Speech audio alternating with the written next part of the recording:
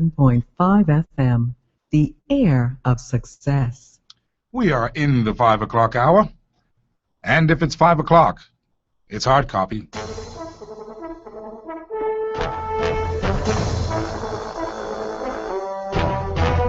Hard copy is a presentation of the McKinney Media Group, copyrights 2015, all rights reserved.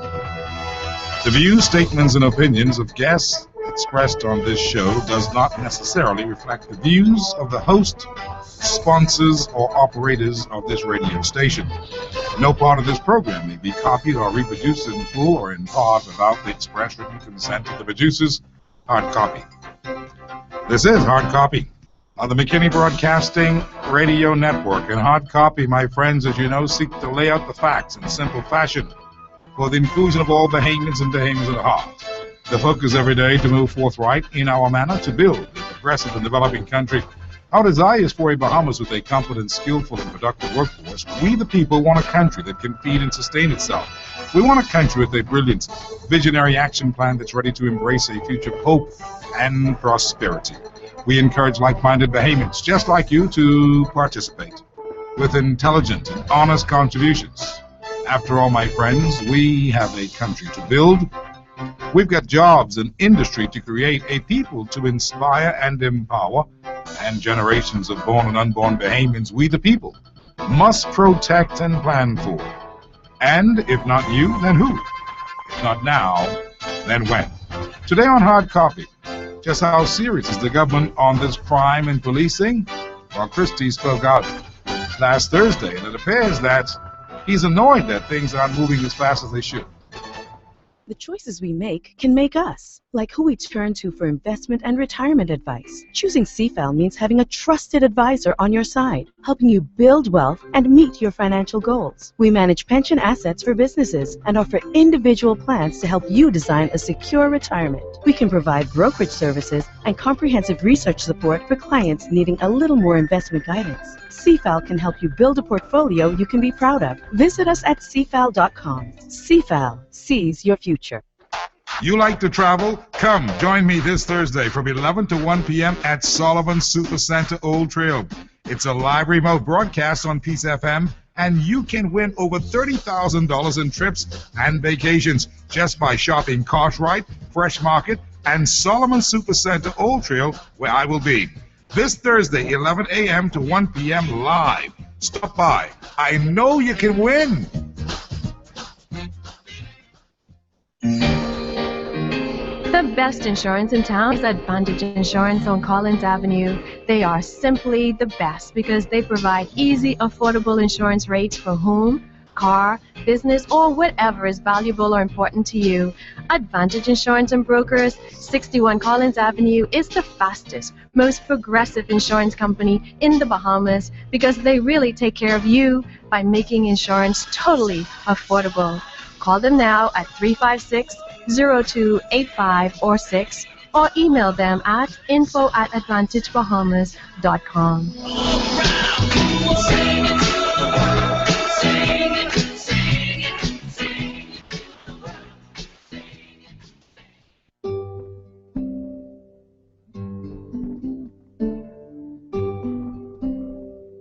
All of our parents were ambassadors of tourism at one time or the other. Your mom and dad and their mama and papa built this country squarely on providing a first-class tourism product.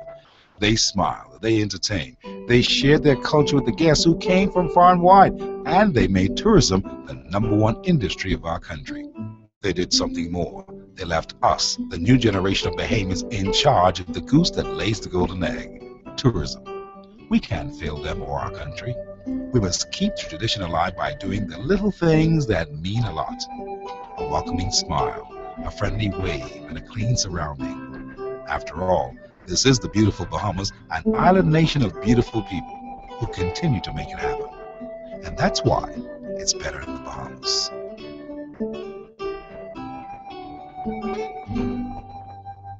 When it comes to hurricane season, being ready isn't enough. You have to be prepared. Prepare early at Super Value and Quality Supermarkets with great specials like 15-ounce Libby's corn or sliced beets, $1.39. Seneca apple juice, 64-ounce size, $2.99. Domestic foil, 25-foot box, $1.49. Fresh Currito all-purpose cleaners, 32-ounce bottle, $1.59. Low sodium Ciara chicken franks, 12-ounce pack, 99 cents. Find everything you need to be prepared this hurricane season at Super Value and Quality Supermarkets.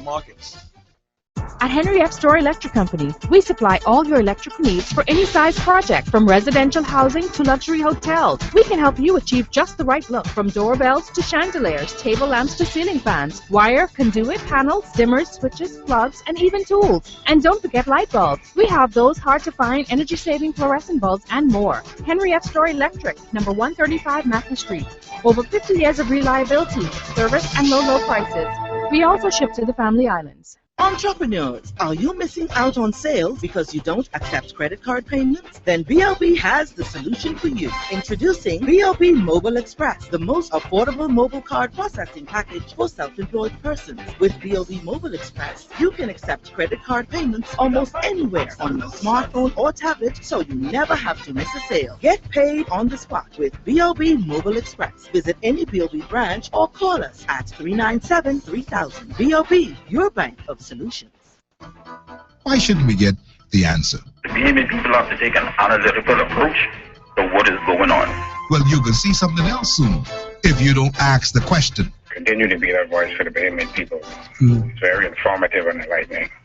Continue to blow the whistle when the needs are It's right. a horn I got, man. It's a horn. You got the power, you know. Just call me. You dig it?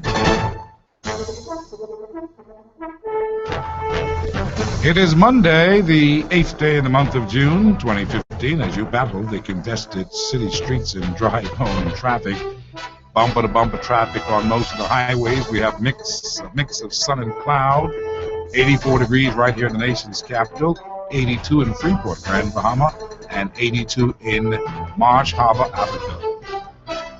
We're looking at a 10% chance of rain in the forecast tonight. It's going to dip off to 72 later on this evening. Thank you so much for joining me on the drive home. I'm Steve McKinney. This is Hard Copy. We're brought to you today by Bank of the Bahamas, the Bank of Solutions. BTC every day, the new Samsung S6 is in town. Superbound, the All Bahamas Supermarkets, the McKinney Media Group for effective PR concepts and advertisements. Call the McKinney Media Group. Island-made products made especially for you, the Ministry of Tourism, AML Foods, Solomon's, Fresh Market, and Cartwright. Boy, they've teamed up to give away more than $30,000 in trips and vacations this summer. You've only got a shot to those stores. We also brought to you today by Advantage Insurance and Brokers, 61 Collins Avenue, Superwash with 11 locations, open 24/7 around the island of New Providence. Ron's Electric Motors, Ron Frazier can fix anything. Also, Sky Bahamas, professionals in every way, every day, flying the friendly skies of the Bahamas. Seafowl, Kalina Financial Advisors Limited, Executive Printers, Henry F. Store, the light people on Mackey Street. Le Bleu, ultra pure drinking water, the official water of Hard Copy. On this day, this June the 8th, we're taking a look at where we are, and the government, of course, is very concerned about this crime. All of us are concerned about the crime, but Christie was recently speaking at some international event, and based on my information as we talk about it today and ask you some very pertinent questions about what is happening here. You know that the crime problem is big in the Bahamas, and of course Christie obviously is a little bit frustrated, and that's putting it mildly. He seemed to have been putting the blame on the police and the defense force. He seemed to be saying, and I'm paraphrasing here, that, you know, based upon the fact that we can't seem to get this crime under control, maybe it is the poor relations between the police and the defense force, and that somebody has got to basically come clean and say why crime is at the level when the government, based on Christie's information, the government is doing everything it could to enforce, to enhance, to give to the armed forces the things that they need. Now, this is a very serious thing, you know.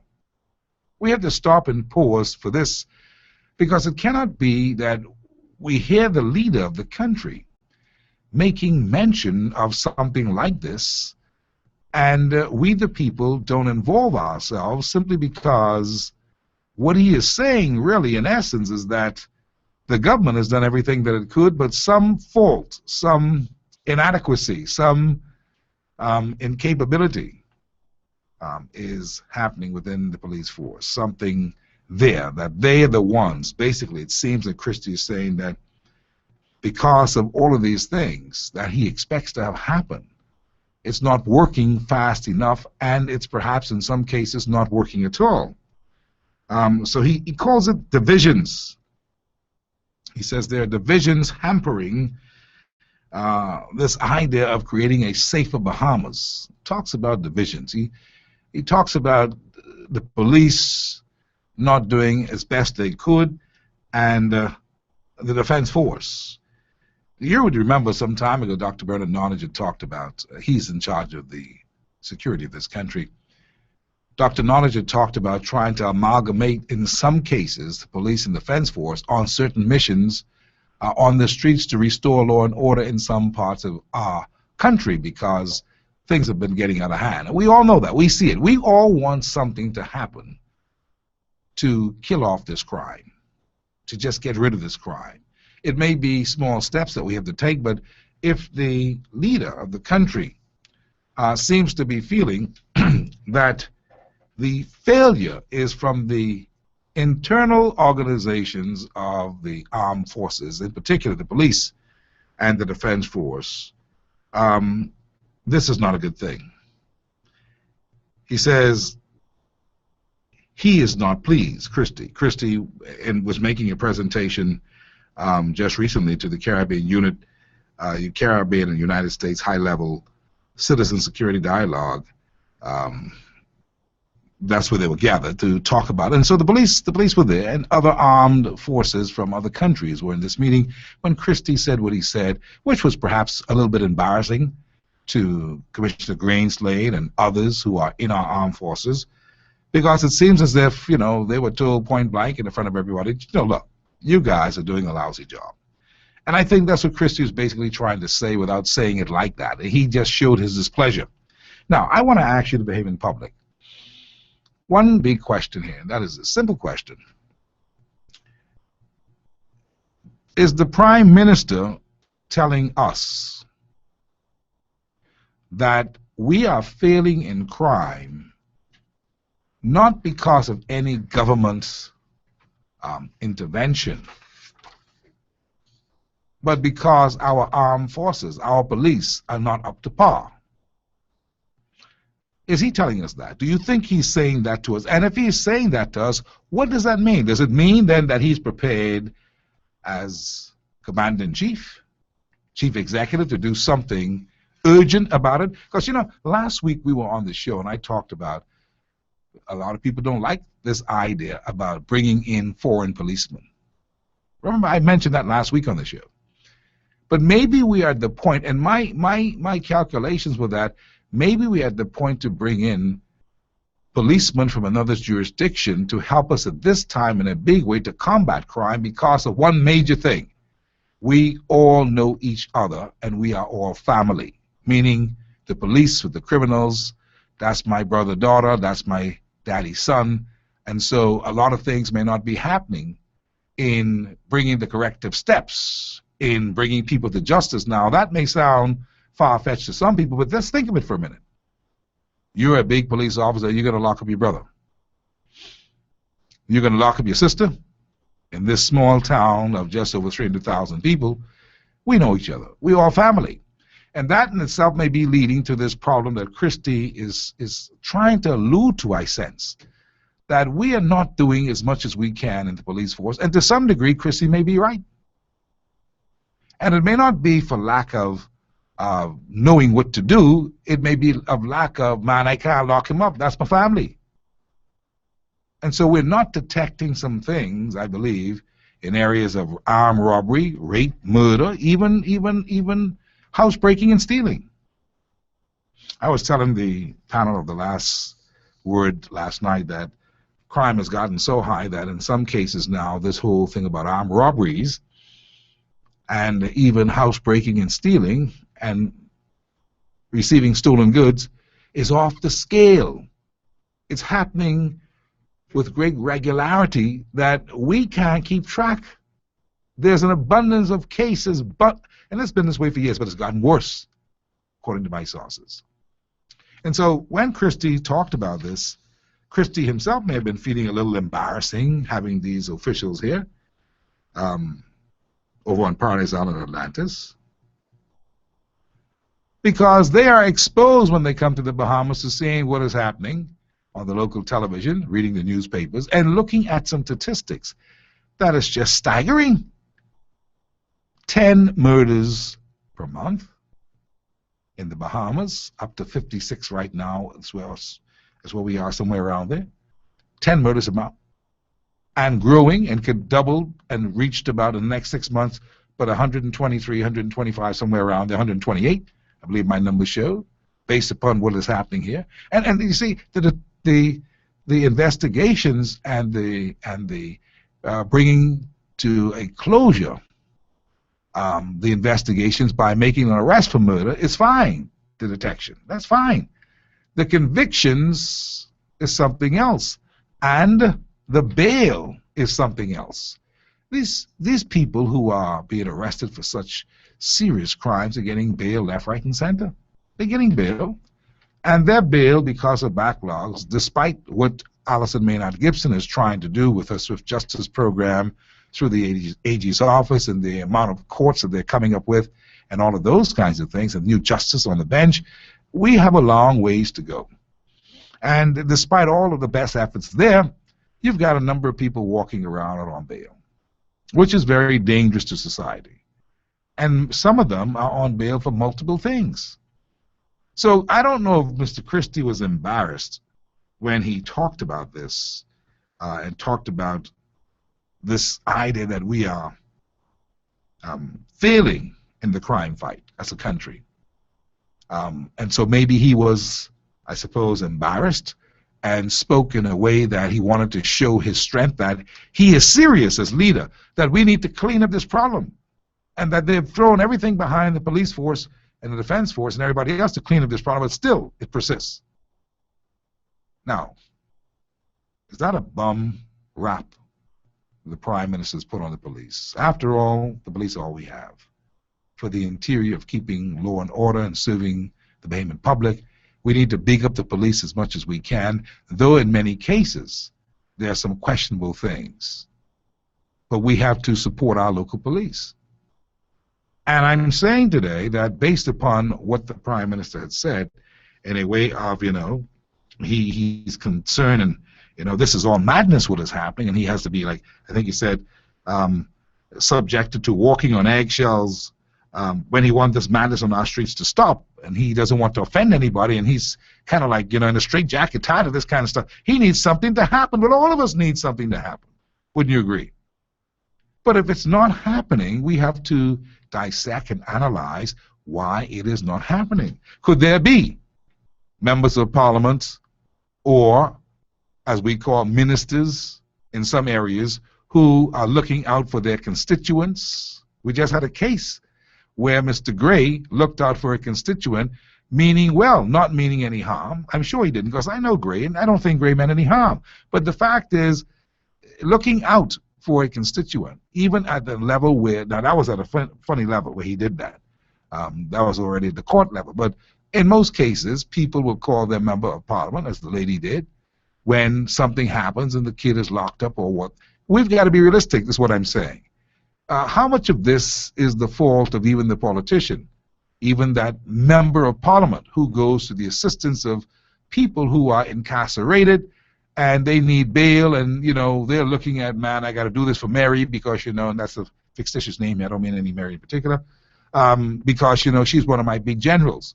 See, we're a small society, and we've got to get to the nuts and bolts of this thing, because certainly we, in my opinion, cannot have the Prime Minister speaking any kind of almost in a loose way. Some people believe that what he said at that particular conference with other law enforcement agents of the region was inappropriate. But I believe that the Prime Minister was basically frustrated. And looking at this thing with all of the other colleagues here in the Bahamas about crime fighting, our crime fighting leaves a lot to be desired. I think everybody would agree with that. We have to do more. But is it the policeman's fault? I bring that up. That's one point. The other thing is this. You all know that there's been accusations of the government interfering in the administration of the police force, even in the business, the every day-to-day operations.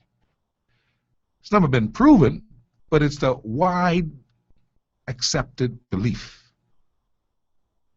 that Greenslade is not running the force solely by himself, that there's interference. Now, this may not ever be proven, and Greenslade is the consummate confidential police commissioner. He may be quietly suffering. He may be the one that we see to be getting the job done or who's supposed to do the job, but there may be many obstacles in his way.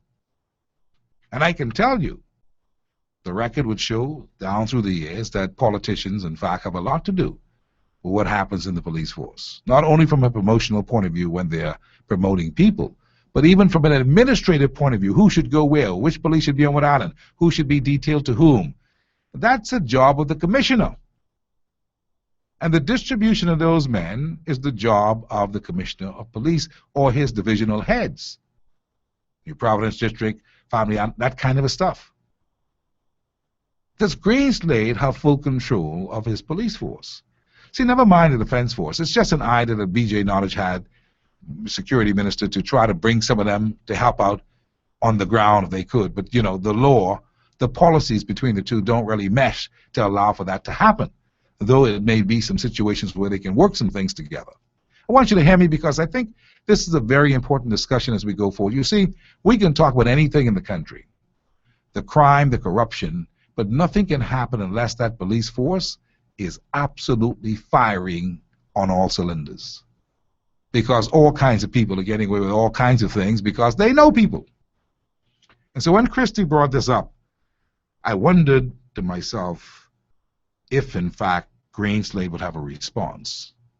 But certainly there would be no response to that from Greenslade, simply because Greenslade is the ultimate and the consummate professional. He knows his place, and he's going to try to do his job.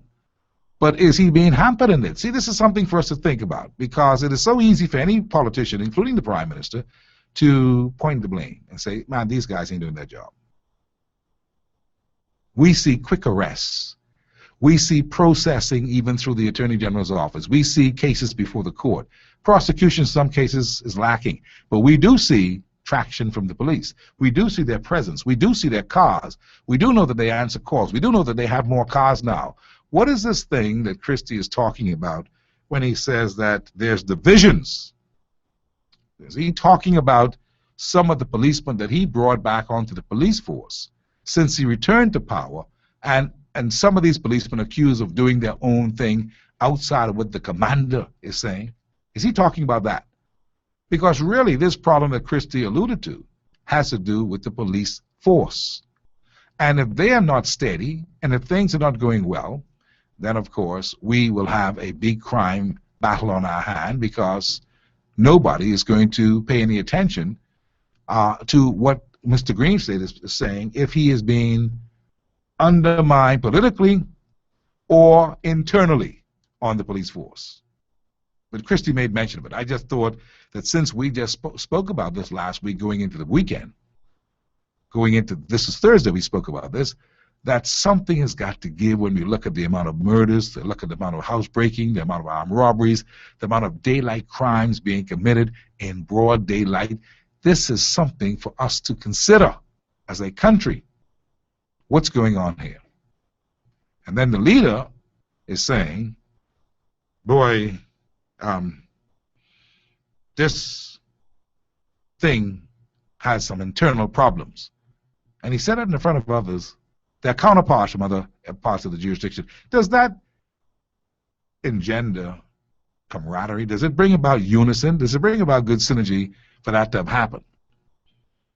Or does it bring about a demoralized police force. A demoralized police force can't respond adequately enough. So if something has happened in your neck of the woods and they don't respond, you may never even know why. So we've got to have this conversation, friends, because this is really, literally killing us. The embassies, as I told you last week, putting out bulletins, the cruise ship putting out bulletins in a touristic area like ours. We have got to begin the process of helping the government rationalize, focus on things that matter to we the people. Because, you see, we could talk about this budget all we want. We can try to dissect it and even find the government wanting on different aspects of the budget. But what we really need is public safety in the Bahamas. That's a very important thing. Public safety. Do you feel safe? Based on what Christy is saying, there's a lot left to be desired as to what really is happening in our country. And so today, as we talk about it, I open my lines for you because I think we've got to really get down to it. Does the police have the support? Are we making any inroads? Is the government really doing all that they can? Is Christie within his right to say the things that he is saying that further, in some people's opinion, further demoralizes what's left of the police force? Is there a better strategy that we can... Is Christie trying to set them up for them to understand that he wants to bring in some foreign police? Because the bottom line is, look at it, let's weigh it.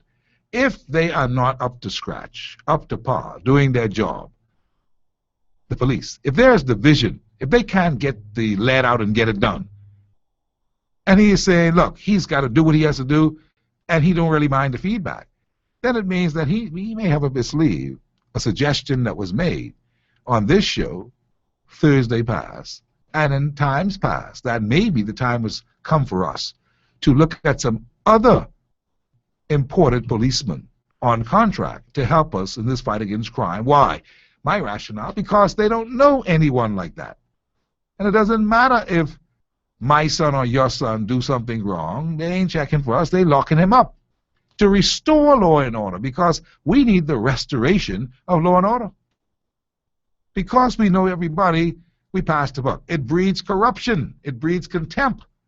That's what's happening in the Bahamas, you know. I don't know if you're aware of it. And then crime is big business, as I told you. Crime is a big business. Security firms are making a killing because we have lots of crime. But how safe does that make our nation? So is one of the answers to bring in foreign police? This is a dirty conversation, I know, because people aren't really ready for that kind of talk. We did it before. Is it time for us to do that again? Do our men have the wherewithal to do the job adequately on the police force? I mean, I never thought I'd have this conversation with you, but you know, this is a very serious matter. Many people believe others have come from elsewhere and infiltrated our police force. Is Christie talking about that kind of division of nationalities or heritage within our force? See, there's something that's frustrating our leader. He is, in his mind, wrestling with, I've done everything, I've given them money, I've given them this, yet we can't bring something under control. Are we manufacturing crime by those who are there to protect and serve?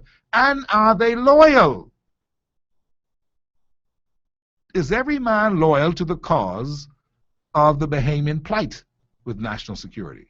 See, this is a question that we don't want to ask. Our whole thing is mine. You can't get into that because you know. But everybody's talking it. Not everybody on the police force may have the good interests of the Bahamian plight at hand.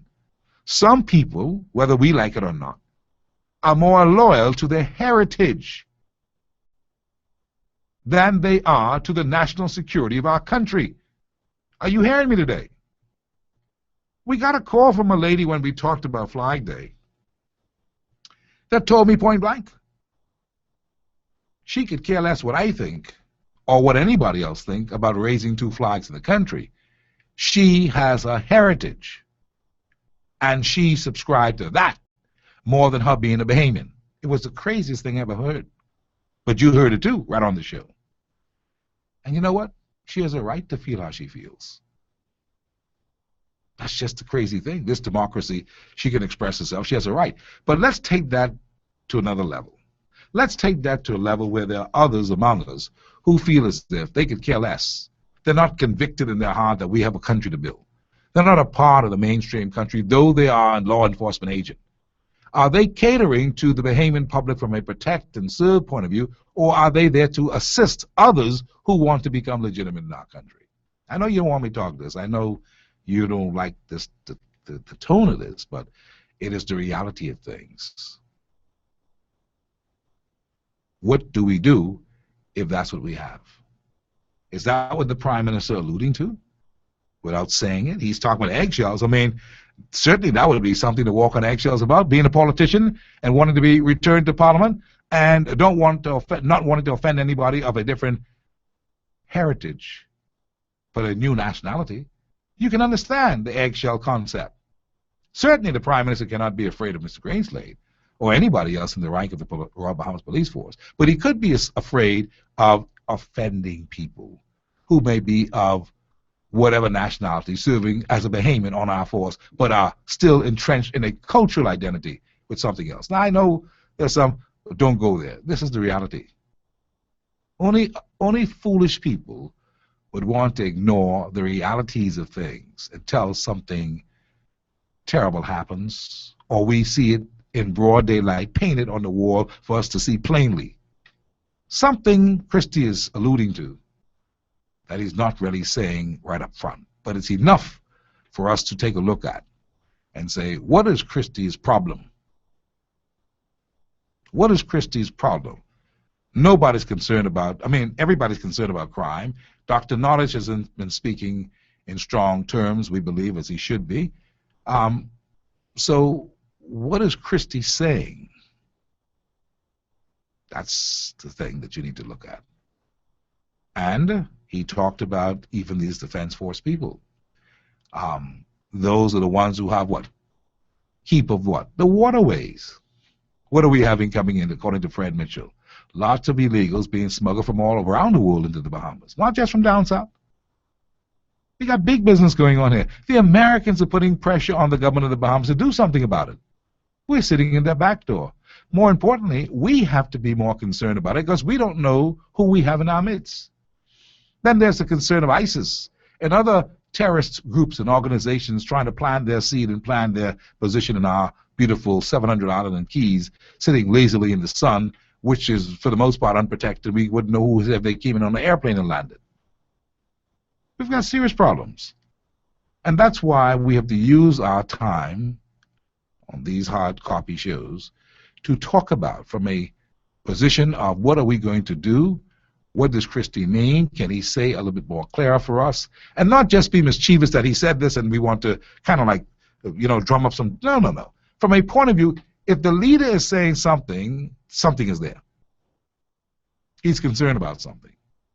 And he talks about eggshells. But anybody who's saying eggshells, that means already they then self-check themselves. Boy, look here, I got to be careful what they're talking about.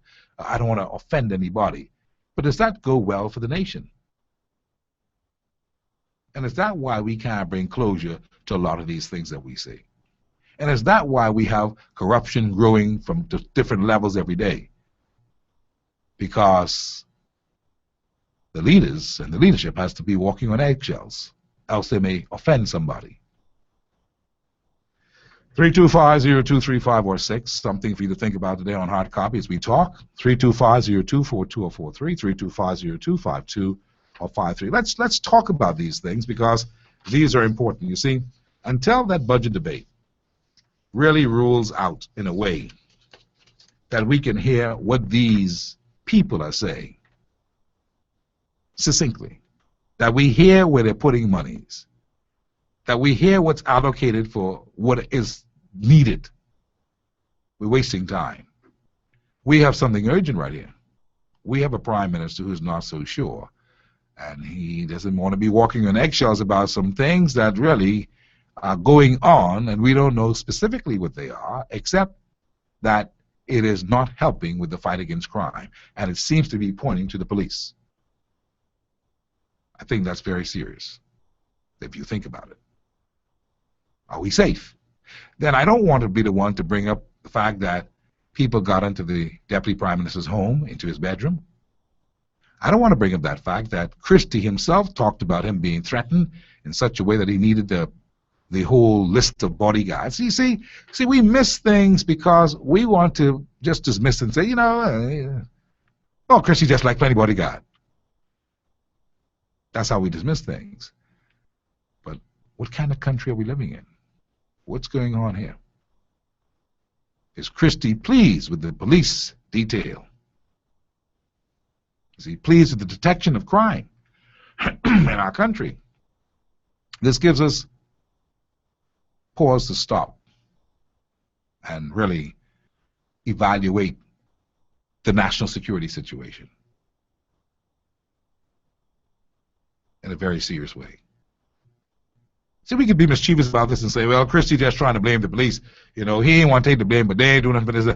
No, we know that successive governments, successive governments have put a lot into crime. We know this, in the fight against crime. We know this. Let's not be foolish now. We know that. But we also know that some new policemen came back to the police force. And I'm thinking that's a good thing. So I thought. But is that causing friction among the rank and file? Then there's also the police association that is basically morphing itself into a union. And really, the laws, the policies, does not allow for unions to happen within the police force. Yet, we call it an association because we are polite. But is it really an association or is it a union? If it's a union, could you imagine the police not going to something because they ain't been paid? We're playing around here, We are playing around here. But I want you to think of it. If that's what we have, a union in the police force with policemen, it is something that's considered a no-go.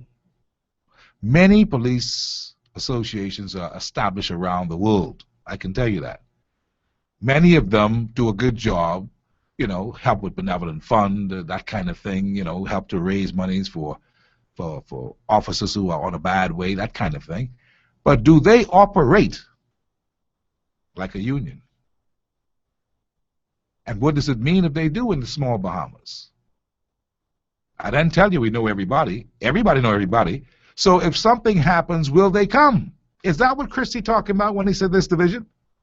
See, I got all kind of questions in my head as a journalist because when you hear the leader say something like that, you mustn't take that lightly.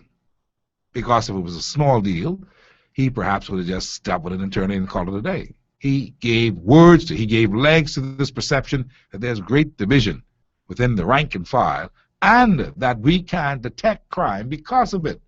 That we are not doing a good job in fighting crime because of it. What is Christie talking about? 325-023546.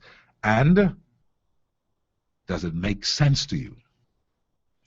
And let's assume that Christie, who knows everything in the country, as the one who's briefed by the police commissioner at least twice a week, let's assume that he knows what he's talking about. What does that mean for us? 325-023546. Let's run to the telephone lines and take your calls on this Monday as we look at the nation's business on things that really are important to us or should be. Life is bigger than just politics and conjecture. We want to look at how safe are we in such a situation. Hard copy, how are you? Hi, Steve, how are you? Very good, thanks. Hey, Stephen Surratt from the Christian People's Movement. I'm listening to your show, Steve, a very, very timely, interesting show, Steve. And there are answers towards crime. There are answers. But I disagree with you, Steve, in calling the Police Staff Association, a union. They have a I right didn't call to them. become, I didn't call them a union. I'm asking if they are operating as a union. Well, they all are, Steve, because you have the Hotel Employers Association. That's a union. You have the Elite with associations, and that's a union as well. And we have to be careful that, and what are we doing? How could we save our poor people? You know, the Police Staff Association have the right to look out for the interests of the police officers, and they must pay them. If you work, you must be paid. We tend to forget about the small man, Steve, in our country, and that's why it's the confusion that we have. There are answers to crime in our beautiful country, Steve. And our Prime Minister is a double standard to advertise on your campaign about the amount of murders. You saw it, Steve. The world saw it all goes round about how many murders going with the FNM. And Steve, we have more murders now with the PLP. So what do you say now? You're in office. What do you say to that? You know, so we have to be careful. And the answer, Steve, is God. Again, the answer is God. We have too much spirits that are being unleashed in our nation through certain things that we don't subscribe to. Steve, that we must. I am so overwhelmed, Steve. I can't even express myself sometimes. I'm so overwhelmed. There's too much corruption going on in our country. And until we turn to God and say, God, help us. Take this corruption out from the top to the bottom. You know, it's not just a police problem. It's a church problem as well. Okay. It's a family problem. It's a school problem. Let's find out the combinations of everything and come together. Let's love. Let's care. Let's forgive. Okay, I appreciate it, My Stephen. brother. Thank you very kindly. Okay. Okay, so what am I saying here? First and foremost, the Police Staff Association, I'm only asking a question here, whether or not when Christie made his statements before these international law enforcement agents at Paradise Island last week, Thursday, and showed his frustration and spoke off the cuff and said some things that may have maligned, damaged, embarrassed the local police officers and defense force officers with what he was talking about in the front of their counterparts from different islands in the Caribbean. I'm saying here, when Christie spoke about the divisions, what was he talking about, really, when he said there are divisions and all this kind of stuff that you would have seen it on local television, right? You saw the news story. You heard how people seem to have been, those who were there attending seem to have been kind of bewildered. What is this man talking about? But he was so adamant and with an angry look on his face was saying, look, we need to fix this. This is madness. Then one would get the impression that he's talking about something that is happening within the internal ranks of the police force. Either Green State is not up to scratch, either there's challenge within his police and within the police force, and whether even on the defense force they don't have good command of what is going on, because you know the commander gone to work for Bahama. No. See, the first sign of implosion is when the police force and the armed forces are not considered stable. The nation's chief executive alluded to it. And so when I said about, is he talking about the Police Staff Association, the policemen who seem to be running that association, though it's legit, there are many associations around the world just like it, are we running the one here as a union? And what can happen if they withhold their services as a union because they're not happy with salaries? What would happen to us in an area that's so very fickle that if they withhold their services, all hell breaks loose in the country? That's why the staff association of the police force around the world, they don't allow that part of it to get to a level of you are a union. You can be an association, and you have a right by the Constitution of the Bahamas, a right to associate and to assemble. But there's also a policy and I suppose when you call sworn to serve as an officer, there's a duty that you have that separates you from being a part of a union per se, that withhold work and start to lobby for other things. There are many ways of doing this, and that's what I was saying, so that Stephen Surratt would be on a level of understanding that I respect the fact that the police association exists, and I think it's a good thing, and I think they have a great guy who leads it too. I think he knows a whole lot, but I also think that he also challenges the authority. And I'm only asking if Christie is referring to that as one of the divisions that has gotten things unstable. Do you understand? Because if Greenslade says to them this is what the assignments are. And they say, well, no, we have an association and we believe in this, and these are our demands. We have a problem.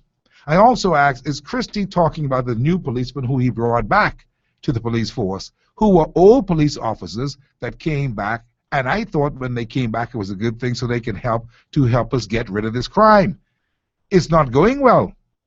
And there are some great ones who came back to assist. How well is it going? Is Christie talking about that?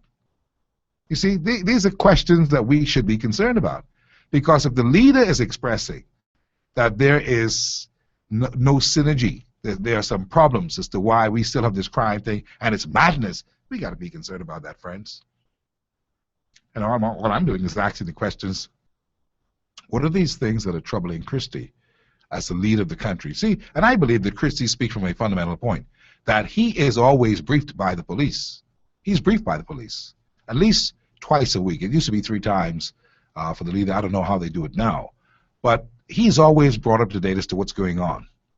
And obviously he's not pleased. You see, for him to go into a forum where the counterparts are there from another country, and he says these things, maybe he's making an appeal that, boy, we perhaps need to bring in some others from elsewhere to get a lid on this crime. See, you got to think like that. Let's go and follow this trend. What do you think he is talking about? Because obviously he's not pleased. He basically hit out at the police force and the defense force. He basically did. You know what we're dealing with. You know our defense force commodore working for Bahama. Roderick Bowe. That's where he gone. You know when he went down there, there was a lot of controversy about how come he's still being paid from the defense force. Well, a lot of people don't realize how that part works. That's something for a story within itself when we look at the reforming of our government and our public service, how that's supposed to be. Because one can, in fact, move from the defense force to work for a private entity, and it's going to be paid because he's on vacation from the defense force. See, a lot of things, one at that level should be made to resign straight out, and the government ought to be in a position to pay him everything and get him out of there, if that's the case. But sometimes these things linger. For instance, a person who works in the public service right now at any government institution, and they are assigned a police car, and they're at a level of director, permanent secretary, that kind. If they are retiring, do you know that they do a pre-retirement? For months they are on pre-retirement. They're getting paid, they don't work, they drive in the government car and getting fuel for all that time because that car was simply assigned to them. Do you realize that they keep that car until the pre-retirement date is over and their actual date kicks in, then they drive the car and turn the car in? Did you know that? Do you know what kind of money that costs us? Now, don't go blame anybody for doing that in the public service. I'm telling you, that's the system. Which means that we're spending money left and right, and you see these cars driving up and down, and you figure, oh, they work for government. Yeah, but they are now on pre-retirement, and our laws, based upon how we do the civil service, they're allowed to drive. I'm just showing you. So that may be part of what this problem was with this Mr. Bowe, who's a great guy, who ended up working for Bahama. But is Christie talking about is what I'm asking you. Is that a concern? What is Christie talking about? Can we, the public, put the question to the nation's chief executive so that he can succinctly say, this is what he's talking about? Because it seems clouded in a lot of frustration and finger pointing and blame game. We cannot have that while we have a crime crisis. All hands got to be on deck. We need to know what the nation's chief is talking about. Hard copy, how are you? Hey, good afternoon, Steve. Thank you for holding. Steve, you know, what I believe I gathered the Prime Minister was trying to say is that there was no collaboration between the police force and the defense force. Yeah, that could be something. The police have one agenda and the defense force has another, and both leadership can't seem to come together to resolve this crime problem. But that can be true. Let me stop you. Hold your thought, but let me stop you and inject this. How come they can have the band together performing at Government House for something touristic in a display? How come they can come together around Christmas time and have a showdown of the bands and have this camaraderie? See, I can't buy that because from a social point of view, they are together. We see them mingling the bands. You see the drum major, maybe defense force, and then the first line of drummers may be police. So I don't know how you want me to accept that. It has to be deeper than that. That is just a small part of both organizations coming together. But I feel when it get to the level of really combating crime. I think is that probably the leadership in the defense force and the leadership in the police force, they have probably two different opinions on it. Probably one would think, my men were trained to do army type work. Yeah, one is semi-military. The police force is a semi-military organization. So I believe and the other is full military organization. They can't get together on that. That's just what I'm trying to claim into what the Prime Minister is trying to say. But on top of that, I don't find that as an excuse for the Prime Minister to be lambasting organization and so you think he's using it as a scapegoat? If you are the leadership, if you are an authority, if you're the person who could shuffle one or two persons from this portfolio to that portfolio, then the blame should lie solely at your feet. And the politicians. Right, because right now, if you feel, maybe let's use the police force as an example. If you feel that that organization is not up to power, not performing as you expect to, then you have to turn to the Minister of National Security, who in turn would then have to look at the leadership on the police force, which is Alison Greenslade, and some eyes should roll. It's I would imagine. Good enough, Steve, and I'll close here. It's not good enough for the Prime Minister to say, yeah, this is, he's walking on eggshell and this and that. You're supposed to call some people into your office, and if you have to make some changes, then the buck starts with you. So I give the Prime Minister... So it's a cop-out, is what you're saying? Yes. I see. I appreciate your call. All right, so maybe this is all about nothing. Maybe the Prime Minister decided to go to this event and just speak off the cuff, and whatever came out, came out. Maybe he wasn't speaking from a prepared speech. Maybe he wanted to say some things to shake up his police officers who were in the room among their colleagues. Maybe he wanted to get the effect that he's getting, that that they feel uncomfortable about what has been, because I'm sure that they do. Maybe that's what it is. But the gentleman who called just now is absolutely correct, You're the leader. You've got a minister responsible for national security. In fact, you've got two of your officers who go to cabinet on national security, and that is the state minister, and that is the substantive minister, who happens to be the Honorable B.J. Nottage. Now, everybody's been calling for B.J. to be removed. Not everybody, but many people have called for him to be removed because they sense that B.J., who's a great guy and who has helped to build this country, is tired. They sense that. I sense that. Now, BJ's looking good and chip and all that kind of stuff, and but we know that he may be feeling tired. And he doesn't seem to have the energy that is needed to bring about the kind of soberness on the police force from a ministerial point of view. In the Bahamas, while ministers of the government are the persons who have leave to make sure certain things happen, we in our jurisdiction, we in our country, like to know that the ministers of the government are on top of things, and you see that when they get to the cabinet. You see that when they get, not to the cabinet, to the House of Assembly, and they are able to stand on their feet and say some things. You see that when the media is quoting Dr. Nottage all the time in stories, but we don't see Dr. Nottage. We think that Dr. Nottage has little energy for this kind of a thing. So the gentleman who called just now may be right in saying the Prime Minister is passing the buck, because the first thing is that Dr. Nottage ought to be the man that is saying what he's saying and having that rapport with the Bahamian public and the police forces to what we're doing in our country. Crime is out of control. How many more warnings do we need to get from outside sources like the Americans or the Canadians or others who are concerned about our situation, that when we're inviting people to come to this place? How much of them we have to get for us to get a handle on things?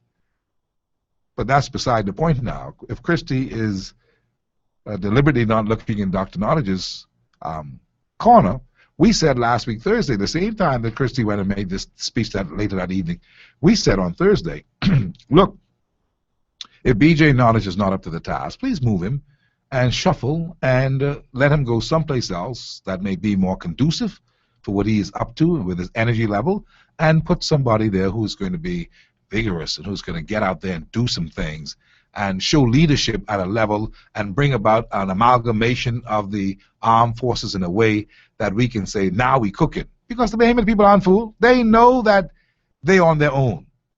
Let me just say that to you. To all the parliamentarians who want to focus on other things, distractions, carnivals, all kinds of crazy stuff, the Bahamian people aren't fooled. They know, the Bahamian people know, that there's not sufficient focus and concentration on this crime. There's a lot of lip service on it. The government has done some things. We cannot deny that. But you see, there's other areas of leadership to spur on the kind of inspiration and to enunciate the support that the government throws fully behind the police force and the armed forces. Even the criminals know and sense that not enough is being done here. We're not serious. Even the gang members know that. Where's the crackdown? Even the illegal immigrants know that. Where's the crackdown? Come now, see, we have the reason to be realistic on this matter. It's a serious crime problem. Maybe we're going to let it put us out of business before we catch some sense. But maybe the Prime Minister is beginning to allude to an idea whose time may have come again, bring in some foreign police. Hard copy, how are you? Good evening, Mr. McKinney. Reconciled. How are you today, sir? Very good, thanks. Listen, I look at this situation, and I read that story this morning in The Guardian.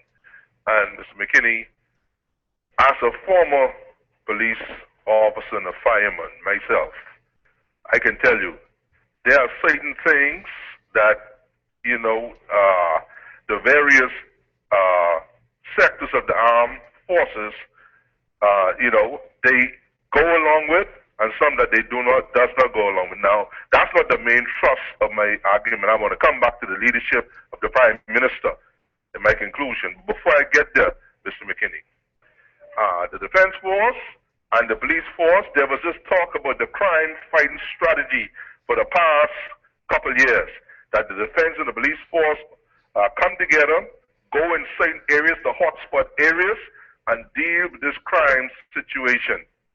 I haven't heard succinctly that that was ever done. Have you, Mr. McKinney? No, they've been talking about it, but it's just been talk. That's right. Apart from the talk, I haven't seen that ever materialize into action. Now, you have a defense force commandant who is elsewhere. He is seeking knowledge, and according to their act, I understand he could do that. But the defense force needs pressing leadership. The Minister of National Security, Dr. B.J. Nottage, is being out to lunch from Jump Street, okay, and all of that. The police force have their tradition that, you know, police is you know, the land is for the policemen, there's policing, and the police got to deal with it. We don't need no defense force officers to deal with this. That is a fact. Another thing, we get the foreign officers that we could bring in. I believe they need some help bringing in some foreign officers, okay? Jamaica does it, okay? Now, the thing is, Brother McKinney, having said that, the bottom line is that the government, led by the Right Honorable Terry Christie, need to get the political will to deal with this crime problem. At this time, in June, we have nearly 70 murders. Mr. McKinney, that is unacceptable. How long will we get warning and advisories from the U.S. and elsewhere? And the government is talking about walking, the Prime Minister talking about walking on eggshells. He needs to break up them shells and show leadership and fire B.J. Nottage, put someone there who could get the job done, and if he can't do that, he needs to fire himself. And we need to get a leader who could get this country back in line. Why? Because it could be done, and it must be done. If we're going to survive as a nation, and without anarchy taking over this country, and the criminals running the asylum, we need strong leadership, a government with the political will to arrest this problem. As Will Rogers got rid of piracy, we need a leadership who will do the same and stop making excuses. Okay, Mr. McKinney, have a good day. I appreciate it. So, let me ask you this other question then. Is the Prime Minister making excuses? He's in charge of the country, you know.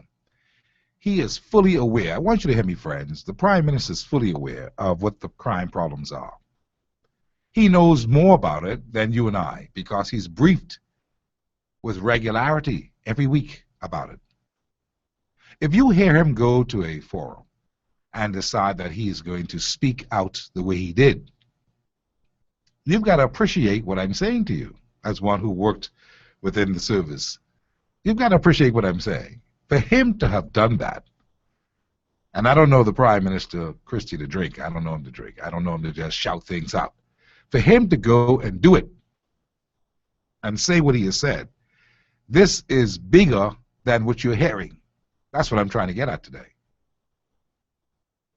There's more to this than what meets the eye.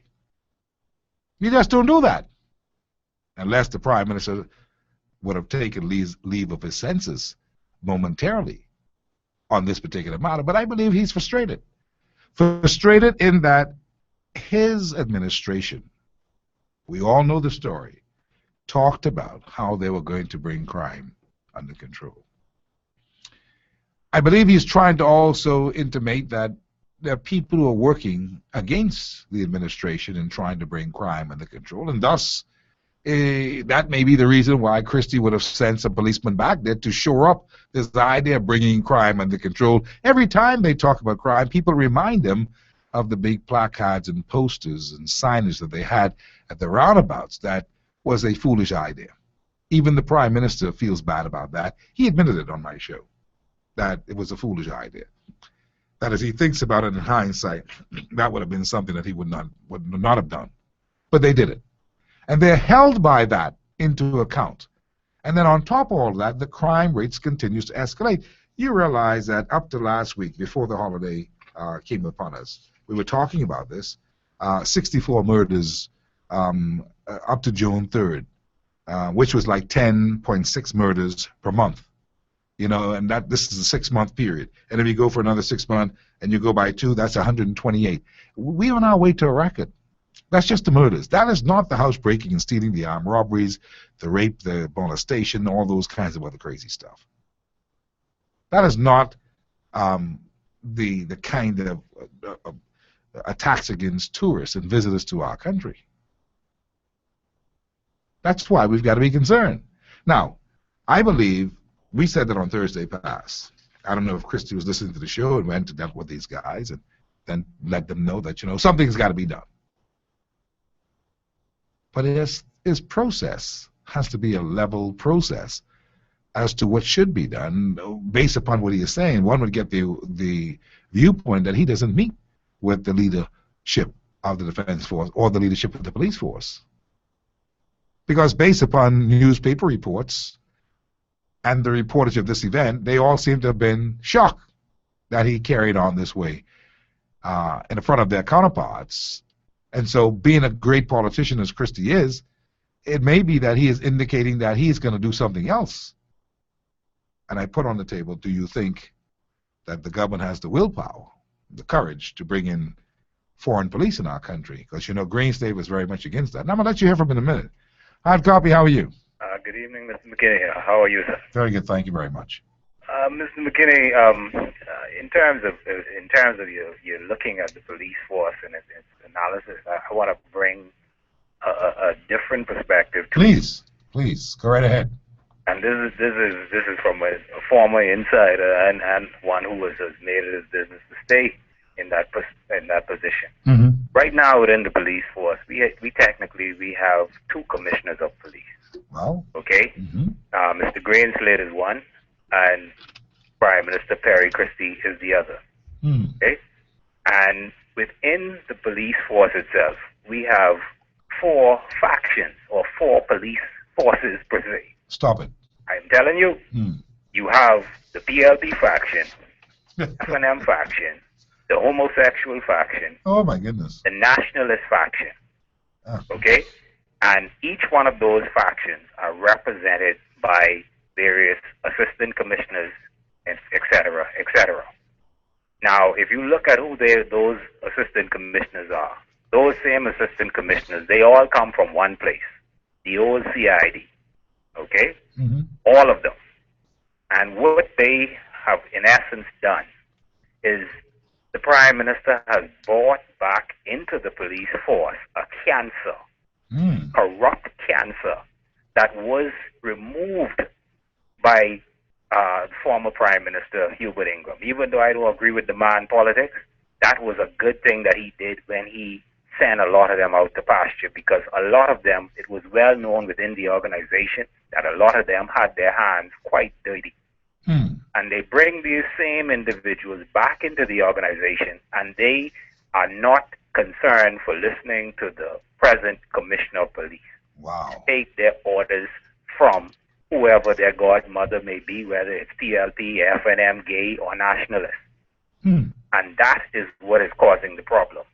Now, the issue now is the Prime Minister, because he realizes that the police force has a very low morale, he has developed, I call it a psychosis or paranoia of a potential coup.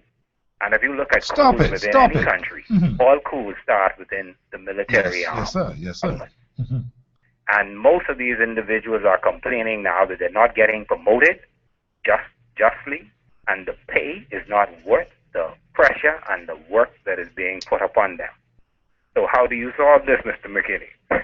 You've just confronted my mind. Just giving you the truth. Now, here it is. We talk about a lot of people out there saying that the police force is doing a good work and whatnot and whatnot. I have to disagree. The reason why I have to disagree is this. I disagree based on the fact that most Bahamians only look at the amount of individuals arrested for homicides and murders in the country. They do not look at the amount of convictions. And the truth of the matter is, out of every 100 individuals arrested and put before the court, only approximately 10% or less of those individuals are actually convicted. Yeah. So that says that the police force right now is not doing a successful job in putting together a strong prima facie case together to convict these individuals. They can detect, they can bring some people to the courts. They're not doing good from the prosecution point of view. They're not getting any victories. They're not getting the kind of conviction. So we have a big problem. Mr. McKinney, in 2015, we are still operating under the 1980s method of policing. And that method is simply beat a man until he talks. We are still practicing inhumane treatment on individuals who are locked up for questioning. And when we, as Bahamians, agreed for that 48 hours to be extended to 72 or whatever amount of hours, we in essence agreed to have our sons and our fathers and our nephews and our uncles subjected to longer periods of human torture. Now, longer periods of human torture, you say? Yes, it is torture. There have been known cases. I mean, just look at all the cases that are being brought before the coroner's inquest. The ones, the young man who, in the coroner's inquest, the officers were found guilty of negligence in the carrying out of their duties, but those officers have not been charged to date. And this is almost going into a year plus since the coroner's inquest found them to be culpable. Okay? So you know, obviously you've got some insight. I like what you're saying, because I happen to know that some of this is in fact existing in our present police force. Do you think any of what you're talking about has all to do with the Prime Minister's frustration, or with his realization, as you said, that he's getting to the point now where he is paranoid and he believes that he's losing control and losing grip? But I mean, how would that solve the problem? I mean, if we have these problems, as you said, PLP, FNM factions, homosexuals, nationalist factions, and it's all through these assistant commissioners of police who are the ones who are giving orders within the force, especially those old fellows from CID who came back into the force, which is what Christie did.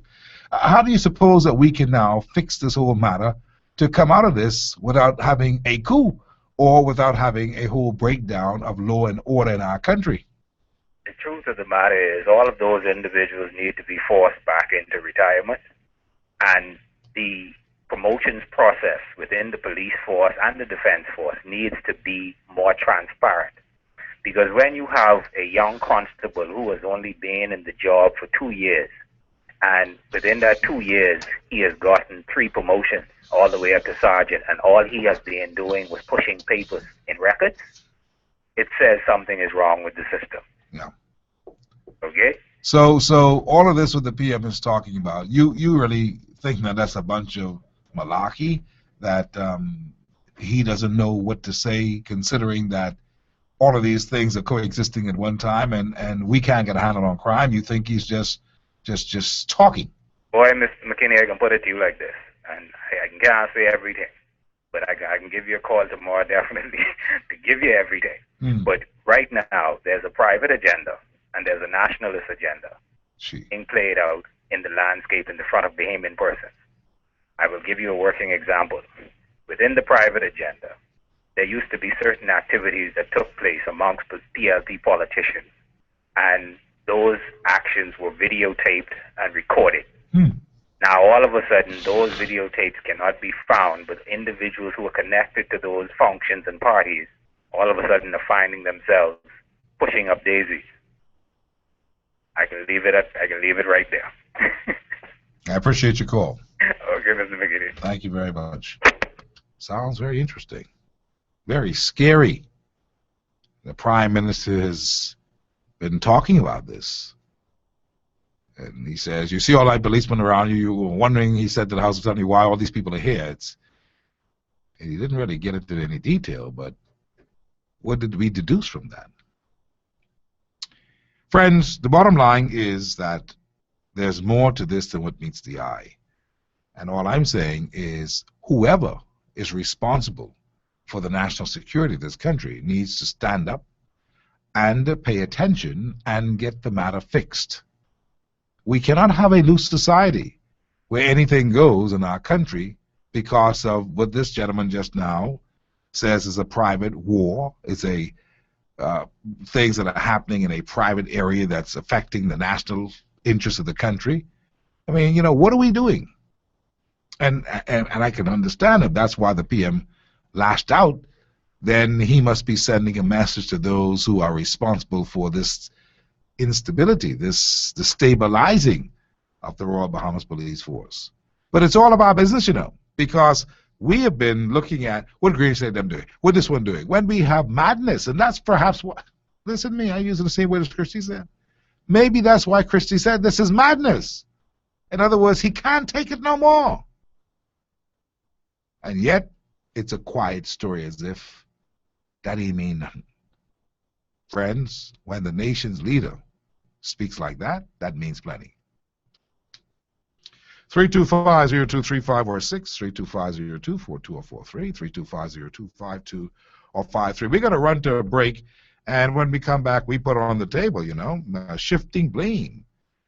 Is that what the Prime Minister is doing? Is he shifting blame? Are we all responsible for this meltdown that we're having? And what do we do to save at least the nationalistic perspective that we have a country to build, that we want to have this crime just removed from us, and that we've got to work in harmony with somebody who's the established head fella to get it done? Is that Greenslade or is that somebody else?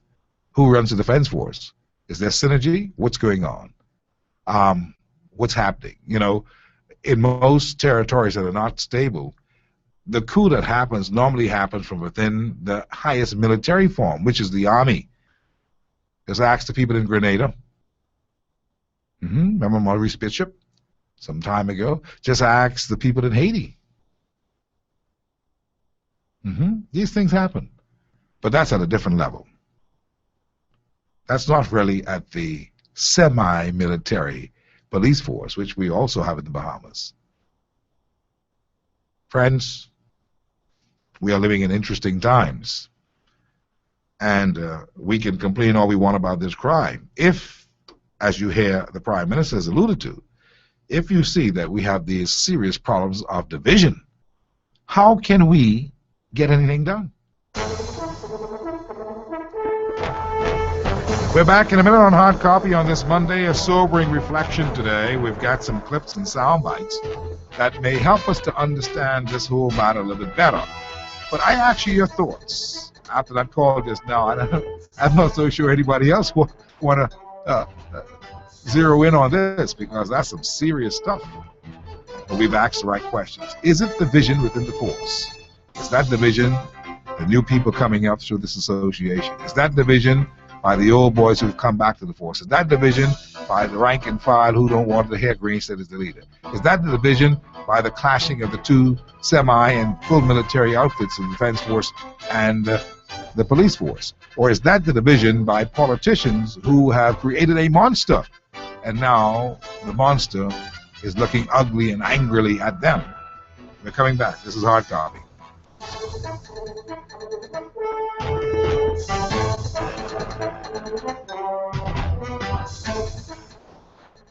At Ron's Electric Motors, they repair and rewind all major brands of electric motors, including water pumps, generators and the generator's back end, welding machines, electric lifts, air compressors, battery chargers, and more. They're equipped to handle up to 850 kilowatts and rewind up to 450 horsepower motors. They're conveniently located on the corner of Wolf and Clarence Roads and are open weekdays 8 a.m. to 5 p.m., Saturdays till noon. They offer 24 hours emergency assistance. You can reach them at 242-356-0249. You like to travel? Come, join me this Thursday from 11 to 1 p.m. at Sullivan Super Center Old Trail. It's a live remote broadcast on Peace FM, and you can win over $30,000 in trips and vacations just by shopping Cartwright, Fresh Market, and Sullivan Super Center Old Trail, where I will be. This Thursday, 11 a.m. to 1 p.m. live. Stop by. I know you can win. At Henry F. Story Electric Company, we supply all your electric needs for any size project, from residential housing to luxury hotels. We can help you achieve just the right look, from doorbells to chandeliers, table lamps to ceiling fans, wire, conduit, panels, dimmers, switches, plugs, and even tools. And don't forget light bulbs. We have those hard-to-find, energy-saving fluorescent bulbs and more. Henry F. Story Electric, number 135 Matthew Street. Over 50 years of reliability, service, and low prices. We also ship to the Family Islands.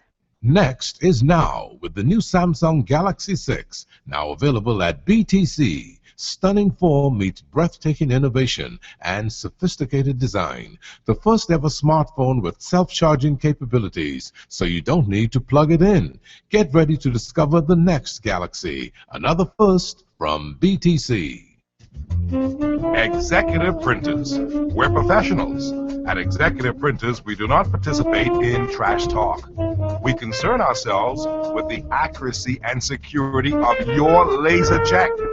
That is why we put 15 securities on your laser checks.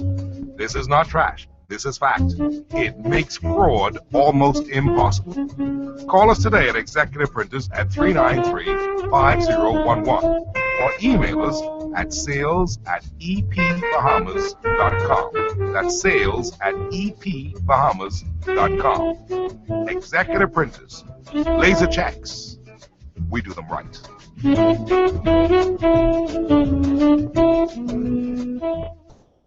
When I fly with Sky. Sky Bahamas. When I fly with Sky. Sky Bahamas.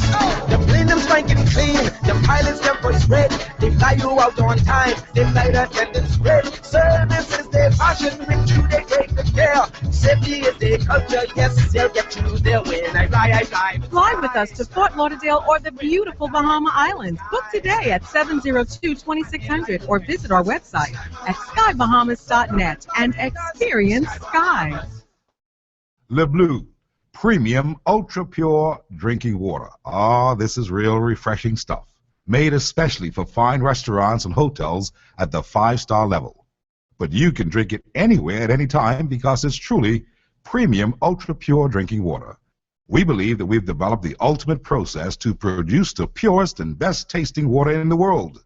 Le Bleu is the water that truly deserves to reside at your table, because a great meal should be accompanied by great water. And we present you with Le Bleu Premium Ultra Pure. Enjoy.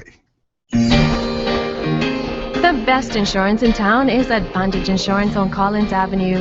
They are simply the best because they provide easy, affordable insurance rates for home, car, business, or whatever is valuable or important to you. Advantage Insurance and Brokers, 61 Collins Avenue, is the fastest, most progressive insurance company in the Bahamas because they really take care of you by making insurance totally affordable. Call them now at 356-0285 or 6, or email them at info@advantagebahamas.com.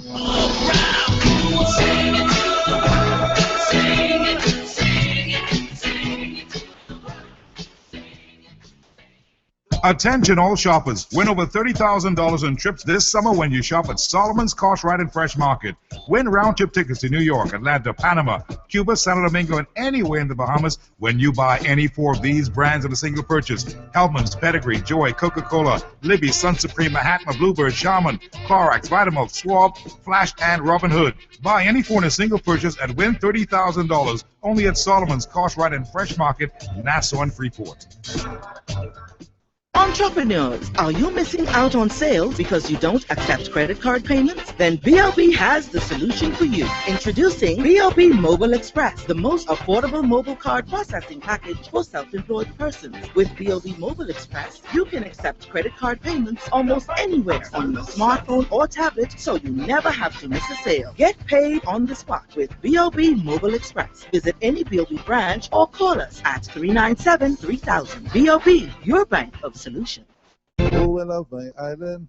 Oh, my island made. Oh, I love my island. My island made.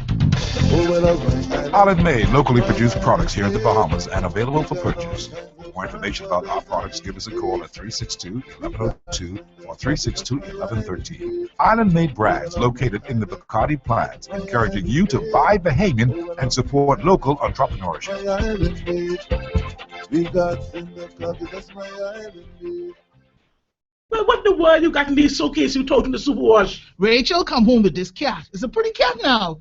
But he ain't getting toilet things down park yet. So he going on the rug? On the rug? I wish it was only the rug. Homeboy baptized our couch with some of that territory marking spray what they just use. Well, why don't you get one janitorial service to come in and clean rather than carrying all these cushions to the wash house? I do that. Now it smell like pine-scented parking lot after Junkanoo. So these go in the superwash. That cat pee no match with them big boys, and I can tell you that. You got that right. And when I get them dry, they're going straight to the composter for plastic covering. I don't blame you, though. What you gonna do with the cat? He going obedient training where he gonna learn how to use the toilet. You mean the litter box? No. I mean the toilet. He gonna learn how to doggone use that toilet, or he could be in timeout all day. Hey, Superwash. They washes your presses, it cleans you, and entertains you 24/7. The choices we make can make us, like who we turn to for investment and retirement advice. Choosing CFAL means having a trusted advisor on your side, helping you build wealth and meet your financial goals. We manage pension assets for businesses and offer individual plans to help you design a secure retirement. We can provide brokerage services and comprehensive research support for clients needing a little more investment guidance. CFAL can help you build a portfolio you can be proud of. Visit us at cfal.com. CFAL sees your future. Hey guys, this is Tiff. I just want to shout out to Steve. Hard Copy is the best show on the air. We love him. Keep up the good work. Hard Copies deal with some real issues. This talks some real things. Peace 107.5 FM.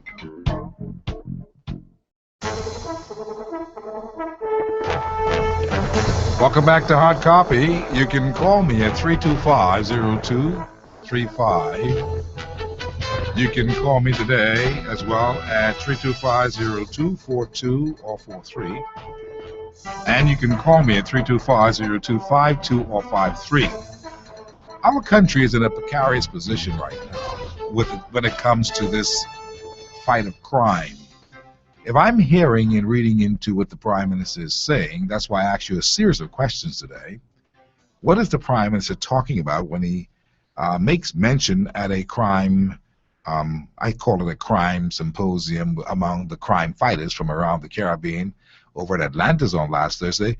If he's saying that this whole thing is in the Bahamas, this crime fighting bit is not being effective as it ought to be because there's division, and there is no, I suppose, camaraderie. There's no synergy. There's no togetherness. There's no unanimity.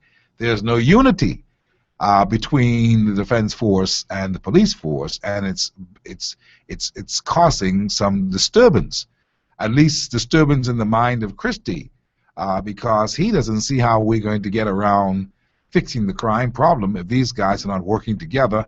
And there are so many people, as you heard that caller call a short time ago and gave us some insight, that I'm still trying to process about all of these different factions within the police force.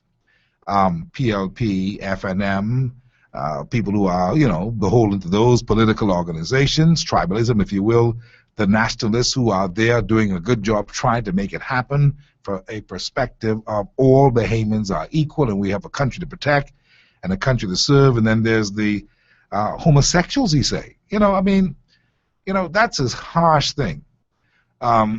Once upon a time in the police force, there was this scandal about homosexuality. And Clochester Wims was the man's name, who was the man in charge of the police force. And the police people got together and they wrote a new kind of a code of ethics that said some years ago, this is many years ago, before the Bahamians became commissioners of police, predates Salathiel Thompson and all those, and Mr. Barrett and all of those, and Mr. Barnaby and everybody else. There was this thing about Clochester Wims, who was in charge of the police force, and he, I believe, was an Englishman, and there was this scandal about homosexuality within the uniform branch, and they wrote policies that says, any commissioner can be dismissed. His tenure can be cut short. He can be disciplined and dismissed from the police force if he is found doing several things. One of them was alcoholism, drinking liquor to the extent that, he did not have command of his people.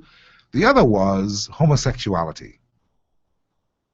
And so I'm thinking in my own mind that has been stamped out a long time ago, but I'm not so foolish to believe that we will not have a couple of people there who may be of that persuasion.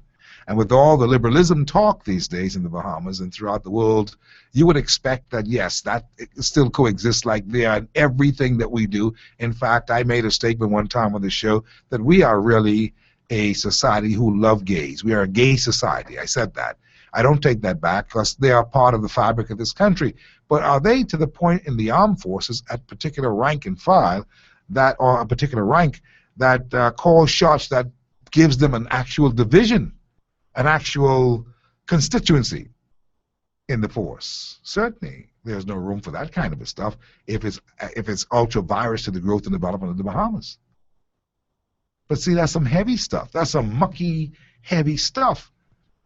And you heard the guy who's on the inside, who understands some stuff. He's saying, look, this is what it is. So he's given us that insight. Now, let's put that on the table. If that's the case, and we know that Mr. Christie brought a number of people back to the police force and is causing some kind of friction with those who've now been established, the gentleman also talked about the insider who called. He also talked about the fact that, look, young ones can get promoted unless they go through certain of these procedures and be a part of some kind of constituency that now exists on the police force, then we are in big trouble. And if Christie is saying things like he has to walk on eggshells, he don't want to be feeling like he has to walk. Let me just put this in perspective for you so that, and before I take the call, just hang tight, I'm coming right now. Christie made a statement when these law enforcement agents got together at PI last week Thursday and says, forces that dress in white, listen now, forces that dress in white, forces that dress in black with red stripes, one being the police force and the other the defense force, all Bahamians, he says, all wanting the same thing, he supposed, a safe and secure country for themselves and their children. And I have, he says, this is a quote, and I have to be subjected to walking on eggshells when I want the madness of our streets to stop. Christie's reportedly saying that at this meeting with a very angered expression, according to the Guardian newspaper, a very angry expression across his face. On television, you saw this angered expression when Christie made the statements, and I don't know if many people watched that, because holiday weekend, we're all about doing all kinds of things. But this is very interesting. He says, and the eggshells is a reference to the divisions that exist between the police establishment and the military establishment. He says, in small countries, we do not have the right, when it comes to protecting the people of our country, to allow military lines and police lines and professional lines to divide us and prevent us from spontaneously and pragmatically shifting to the priority. Stop the madness, Christie insisted. That's some heavy stuff to be saying to the local policeman in front of their international counterparts and in the style in which Christie said it, but Christie must be frustrated and angered at the way that things are going. You know, they can't get this crime under control. And if what we take with our insider call today and said on the show that there are many people that Christie may be giving us an insight into his paranoia about a coup. Now, you know, we don't talk like that in the Bahamas.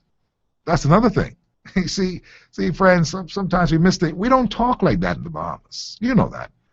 Our language has never been steeped in this culture of talking about coups and military takeovers. That sounds so far removed from us. But can we ignore that?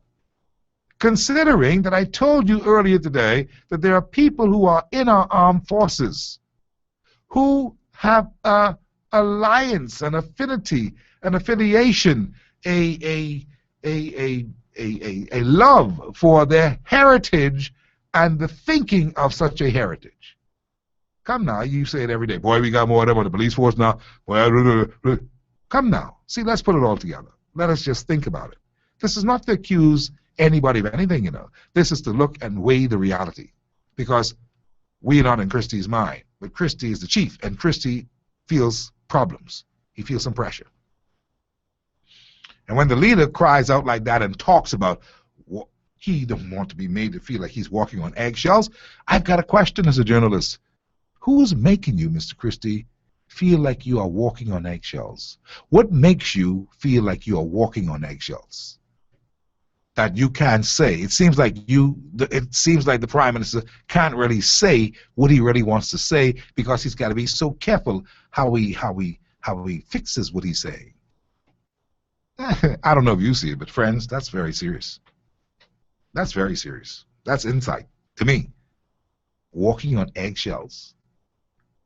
Could you imagine going home to your house and you're in charge of the house and you're the breadwinner and you have a loving family?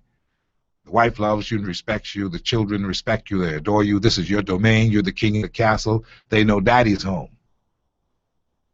And then you start to move around in your house and you feel constricted. You feel like, boy, you know, I feel like I'm walking on eggshells. What is making that happen?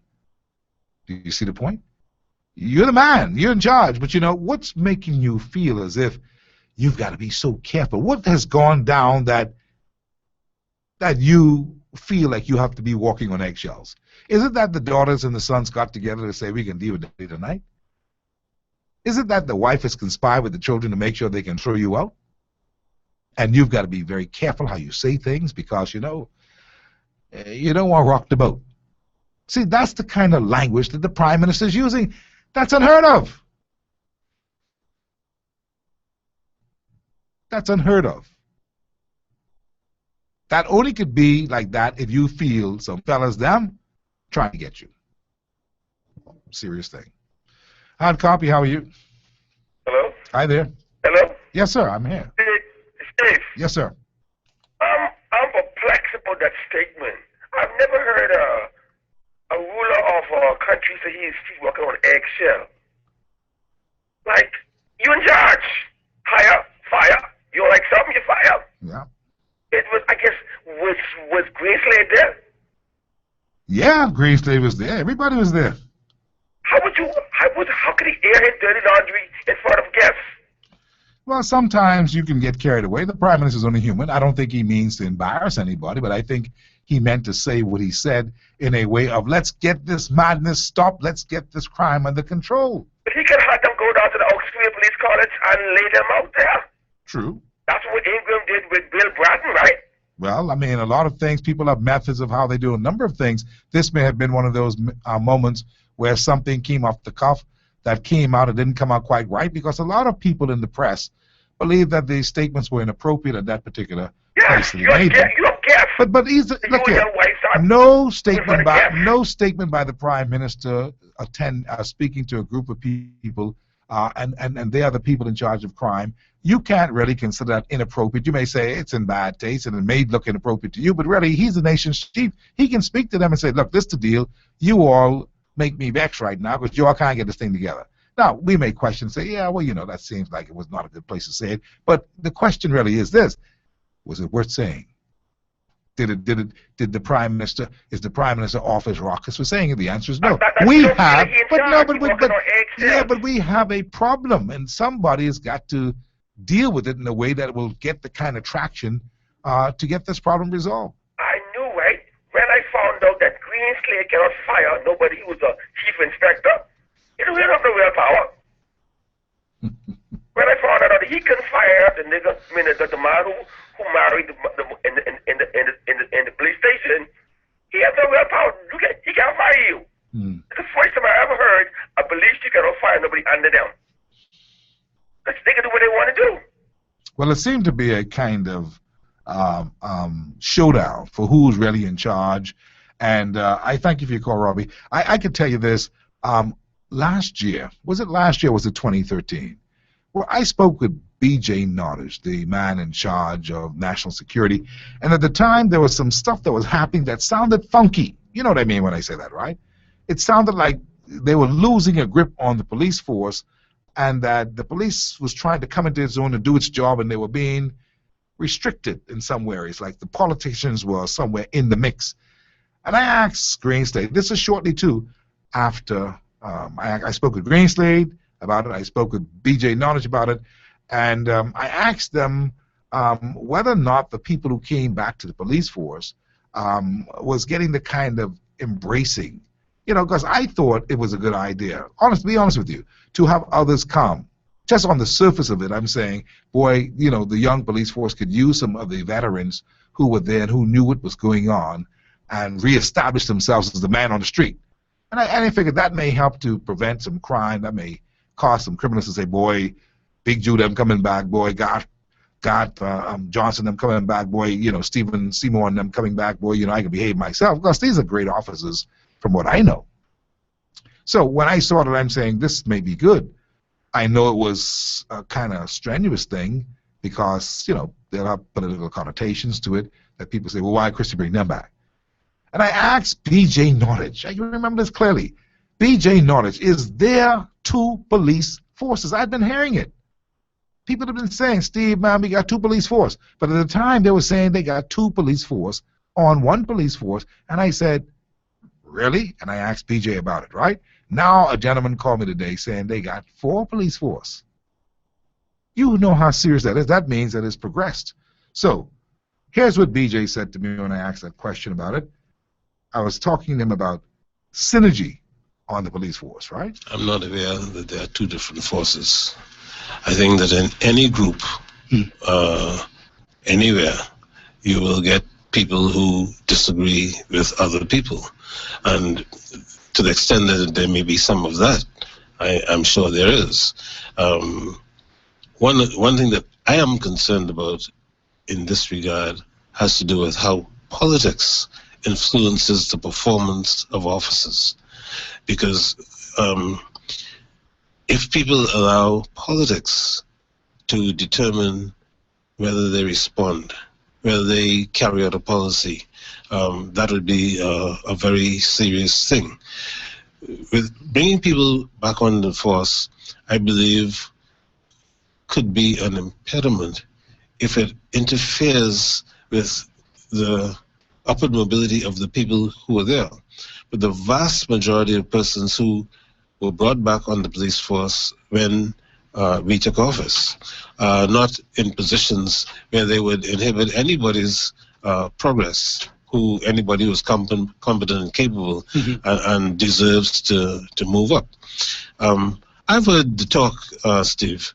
I've heard the talk, but I try to speak with as many police officers as I can, and I wouldn't say that there are two police forces. I don't think that there's anything even approaching that. I think that the force is a singular force, but I accept that there may be individuals who may not cooperate as they should or carry out their policies as they should, but if that is the case, they should be dealt with. Very interesting soundbite. Dealt with by whom is a question. That was in September 24th. Was that last year? That was 2014. That soundbite by BJ that I pulled up just now As I said, we can pull up these things just like that on a dime as we have these conversations, because sometimes it's worth going back to take a look. Now, you heard my question to him. I put the challenge to him that there were two police forces. And he's saying no, and it was causing problems. He says, there will be the regular thing. And I think it was a good soundbite and a good response by Dr. Knowledge, all things considered. The thing is, he says that nobody had been put there that would inhibit the progress of other officers in the different ranks. But we're now hearing talk about, no, there are people at the level of who came from the old CID who are at a level in the police force now, assistant commissioner level, that's causing problems. See, that was in 2014. This is in 2015. And the Prime Minister has opened this Pandora's box by saying what he said last week, Thursday, that have us thinking that we may have a crisis on our hands that can be easily solved if we have some honesty on the table with what is happening here, or if we have some strong people with strong will and courage to correct some things that may have happened in the last 3 years that is now threatening to the public's safety and even messing with Christie's mind, that he speaks that stop this madness. That means that it's gone to a point where Christie can't take it no more. Do you get that? While we are here as victims in the society, hoping that we can solve crime, hoping that our policemen are working feverishly to resolve this matter, hoping that we are safe. My goodness. Hard copy, how are you? Good evening, Mr. McKinney. How is everything? All is well, sir. Thank you very much. Good, good. On this issue that you've raised today, what concerns me and what baffles me, after 3.5 years, did the Prime Minister just wake up from his nightmare? Because there's no way in the world Rip Van Winkle? That you can tell me, Mr. McKinney, that you are the Prime Minister. I see Mr. Christie as the Prime Minister, who has the availability of power, unmatched, the most powerful man in the country. Mm-hmm. And here you coming and you're telling us now that you mandated the police force and the defense force to carry out what is required by the Constitution of the Bahamas, and it's not happening. Is that what he's saying? And if it is not happening, what is he doing about it? Mm-hmm. Begging.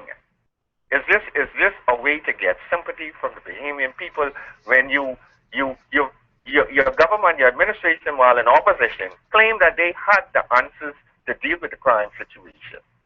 After 3.5 years, it seems to me like they are at the beginning of the approach in order to deal with it. And if this is what's happening at this time, the whole thing is wrong. Yeah. Prime Minister has power.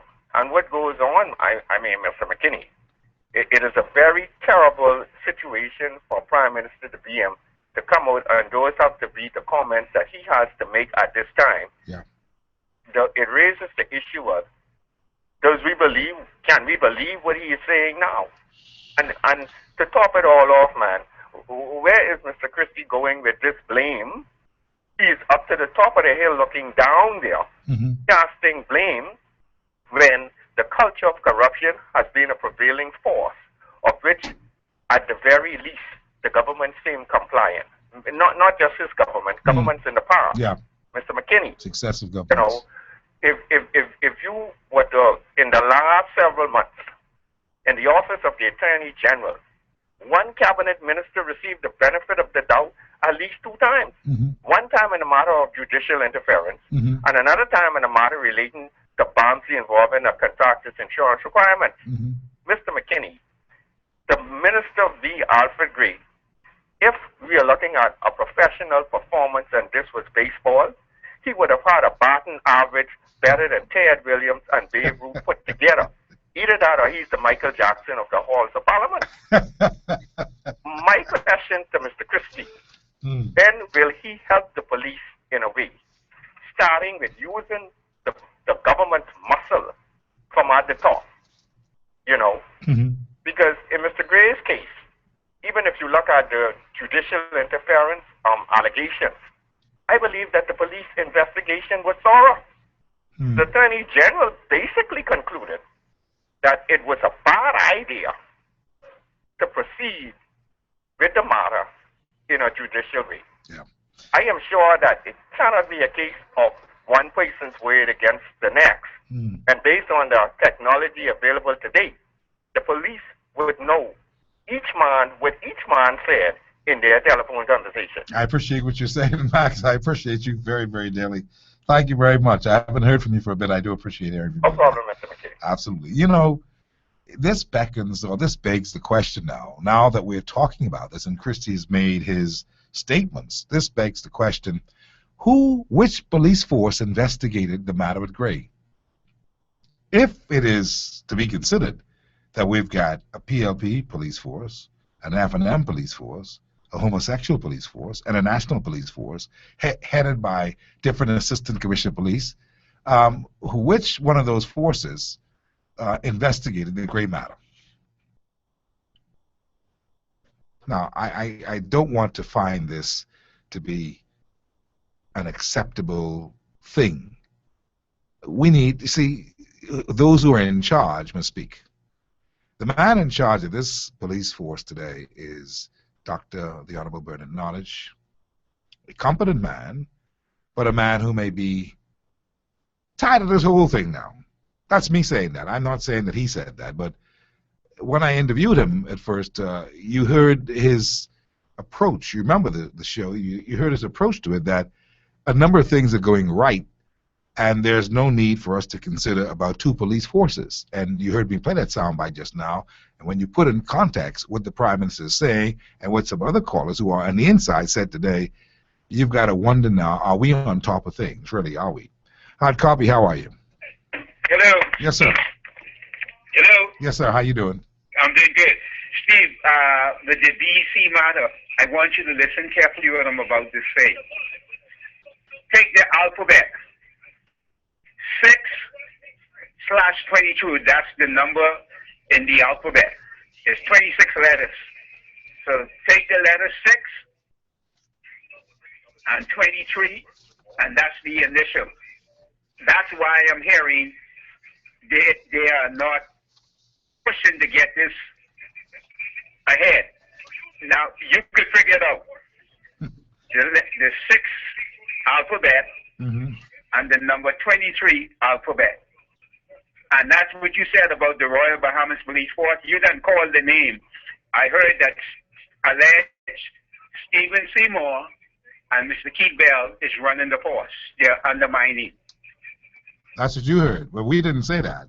We just know that some people I said alleged, that's what I heard. Yeah, I hear what you say. I appreciate what you said. And I put it on the table for consideration. But there's been a perception that there is more than one person in charge of the police force. I don't know who those individuals are.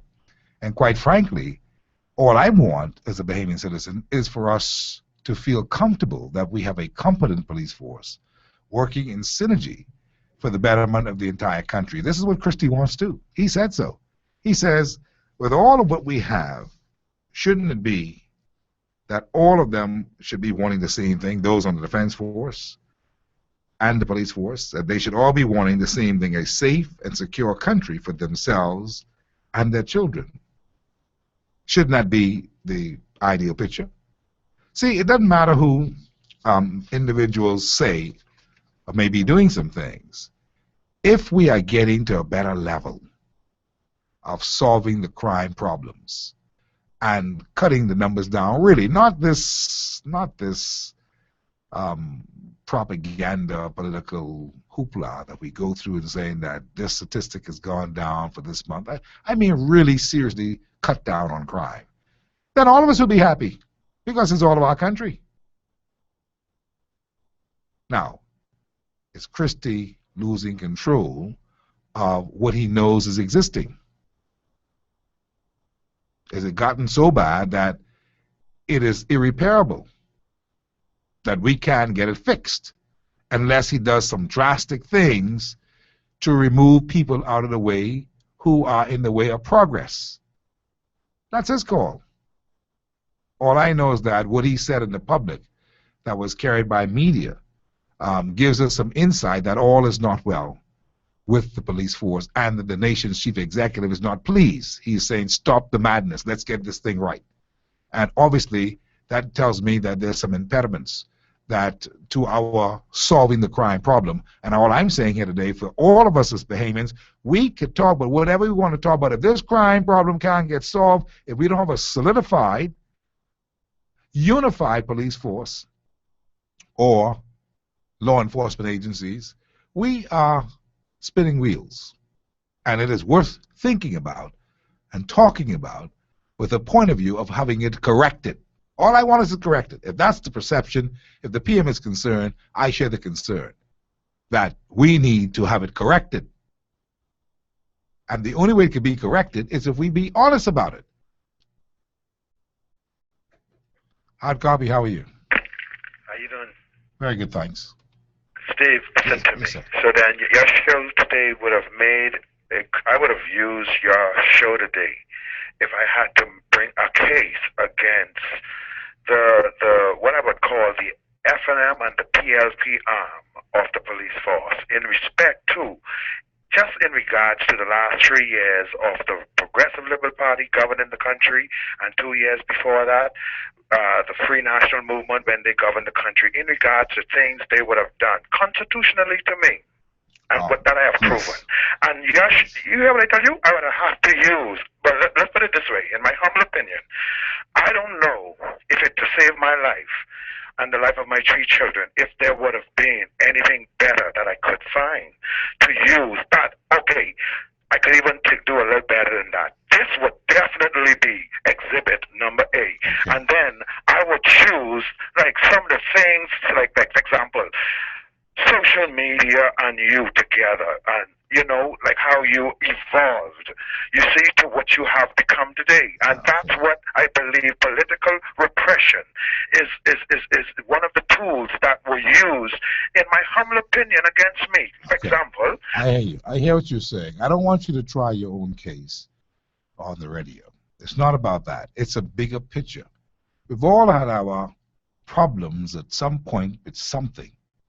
But what I'm trying to get you to see today as a law-abiding, logical thinking, level-headed Bahamian is, how do we move to a level of comfort and confidence in the armed forces when the man in charge, the nation's chief executive, is shouting through a microphone to their colleagues who are what you call from overseas in our jurisdiction, saying, look, we've got problems here where our people are not synergized. The police force, the defense force, they're working ultra-virus to each other, and I want them to stop the madness. And as Prime Minister, even I am walking on eggshells because I want to be careful in this regard that I don't lend to the explosive repercussions that could happen. All I'm saying to you as Bahamians today, when the nation's chief speaks like that, it's time for us to stop and consider what is being said. Because if you were to deduce from that where we are, it seems like we are in a vortex of clashing forces who have guns and power. One, a military organization fully, and one, a semi-military organization that can come together to fight crime in a way that will help us to get rid of it altogether for the sake of all of us. And that's why I asked the question today. What is Christie really alluding to? The people who came back to the police force, the people who are there, the structure with Greenslade as the head, the structure that the defense force that seems to be in an absent-minded position now because Mr. Bowe is down to Bahama, and he's supposed to be the Commodore of the Defense Force. Where are we with these things? There's an acting person now in charge, and they tell me that he does a very good job. I don't know him, but I've heard of him, who is now the acting Commodore.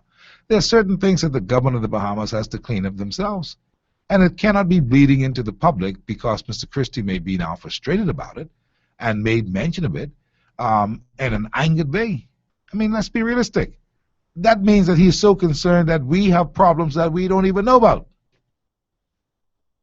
Who's to say that if you are going to the police force, if you're going to the right place for redress of your situation, that if you report a crime, that it's going to go through the right procedure, that you will get traction, that if you report that somebody said that they can do you in, that you will get the kind of traction. See, this is serious stuff. Who's to report that if a young lady goes to the police station and say, this is what this person threatened her with, that will get traction? Who's to say that somebody robbed someplace, that will get traction? If we are dealing with a perception now, based upon the Prime Minister's own utterances, that there is no synergy for the most part, and he wants the madness to stop. That's how serious that is to me. Hard Copy, how are you? Hey, Steve. Hi there. Listen, one thing I like about your show is you hit the nail on the head. You get at the true issues of the country. Two things. You mentioned the Prime Minister walking on eggshells in his address. First of all, who leads the country? The PM. The PM. Now, if you are the head of the country, and we just talked, you talked all about taking away some of the power from the PM, and you have the heart to talk about you walking on eggshells when you are the chief, clearly there's something wrong here. And it's quite evident. If you feel that way and you can talk that way and talking about eggshells, well, it sounds like someone's character is at question. Think about that, Steve. I'm thinking. Someone's character is at question. Because if you feel I got a tip, it's like me owing you money. And I'm coming to you and I'm saying, look, homeboy, you owe him money too. Yeah. Make sure you pay him, man. Well, either somebody's character or somebody's authority. So you have this situation now where he's not being what he needs to be. He's not being what he needs to be. And the force, and if the force have this kind of division, Steve, it needs to be nipped in the butt and fast. Absolutely. I agree with you. And it has to be. Well, it's for all of our sake. And for the country's sake. Because if the PM is talking about walking on eggshells, he's the man with the power. And is that how you're going to address the country? And you're talking about a stronger Bahamas? You can't be serious. Oh, goodness. It's total propaganda. I see. That's another story. To question his integrity. I appreciate your call. Thank you very kindly. You put some more oil on the fire, so to speak, with this whole matter.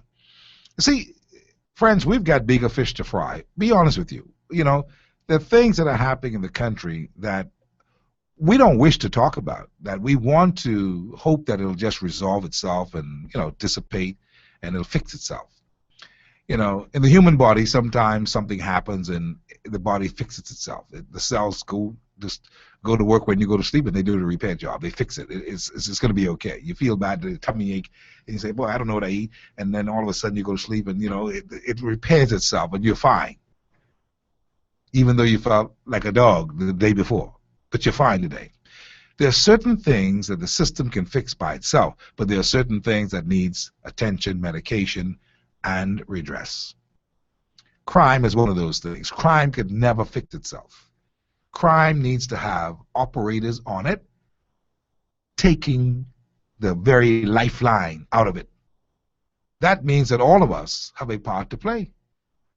And so that's why what the Prime Minister said comes across that either, see, some people play with it and say he's blaming. No, see, I don't want to look at it that way, that it's a blame game, because anybody can say that and we can go back and forth and politicize the whole matter.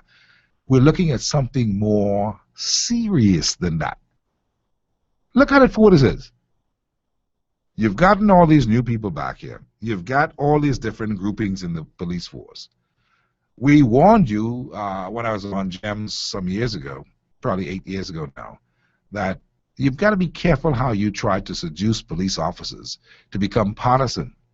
I did a show on that. I was vexed that day. I said, whoever is trying to command the police force to wear colors to go to vote, because I was around that time, I said they ought to be very careful that they're not going to bring about a divide that will be irreparable. I remember that very clearly. In fact, I have the sound bites right in my archives. I did that show when GEMS was operation, and we did the show on GEMS. Because I saw it. See, I saw the hostility between police officers themselves, the F&M police officers, and the PLP police officers on election day wearing colors. And I said, I have a problem with this. They may not be wearing the colors now, but they are wearing it in their hearts. We are one people. And maybe it's gotten to the point where the people don't see BJ as their Minister of National Security. Boy, I hope that ain't so. And they only don't see him there as the National Security Minister because they are of a different political persuasion. That's got to be the craziest thing I've ever heard. But if we were to really address this matter, you will see that we are in a very precarious position, all things considered, and we're sitting on a dynamite keg. No. We expect that the people who headed up crime ought to get this problem resolved right away. There's no space. And really the truth is, Mr. Christie don't need no more crisis. Mr. Christie got so much crisis going on in his government now, it is almost impossible to turn back the hands of time and fix them. I mean, it is impossible to do it, but it is almost impossible, I want to say, to get good traction from here on in. It's hard. And he don't need to open the Pandora's box on some other things. There are certain things that need not be said publicly. But if you put it in the public domain, I guarantee you hard copies can pick it up and look at it and dissect it, because I work for the people of the Bahamas. And I enjoy my job working for the edification, the information, the knowledge, and the education of the Bahamian public, because we have a country to build. We really want to build a country. Please allow us to build our country with the best possible people. And there are many Bahamians who are on board to build a country. But we've got to start, friends, from the premise of honesty. We can't get past it. If we're not admitting what the problems are, we can't fix it. You can't go to the doctor and say, I'm sick. And he says, what's wrong with you? He says, you shame to tell him. You know that you sick because of X, Y, Z, but you tell him, no, I sick because of R, P, and Z. He can't help you. You might as well go jump someplace and find yourself there. I don't want to tell you to go jump overboard, but I want to. You can't get no help until you speak what? The truth. Medication he give you may set you crazy because you tell him your nose burning all the time, so he give you something to put in your nose and it affect your eye because you lie with your nose. What ails us, Bahamas? Crime, immigration, and a bad economy. Let us be realistic. That's our problem. Now that we know that, let us go into the cloisters, if we will, and don't talk our business in public, but go into the and say, these are the problems we have in crime, we've got to fix this. But we got to be realistic. That's what I'm saying today. Hard copy, how are you? I don't hear you. Are you there? Okay, I'll move on. Next line. Hard copy, are you there? Yeah, how are you, Mr. McKinney? I'm very good, thank you very kindly.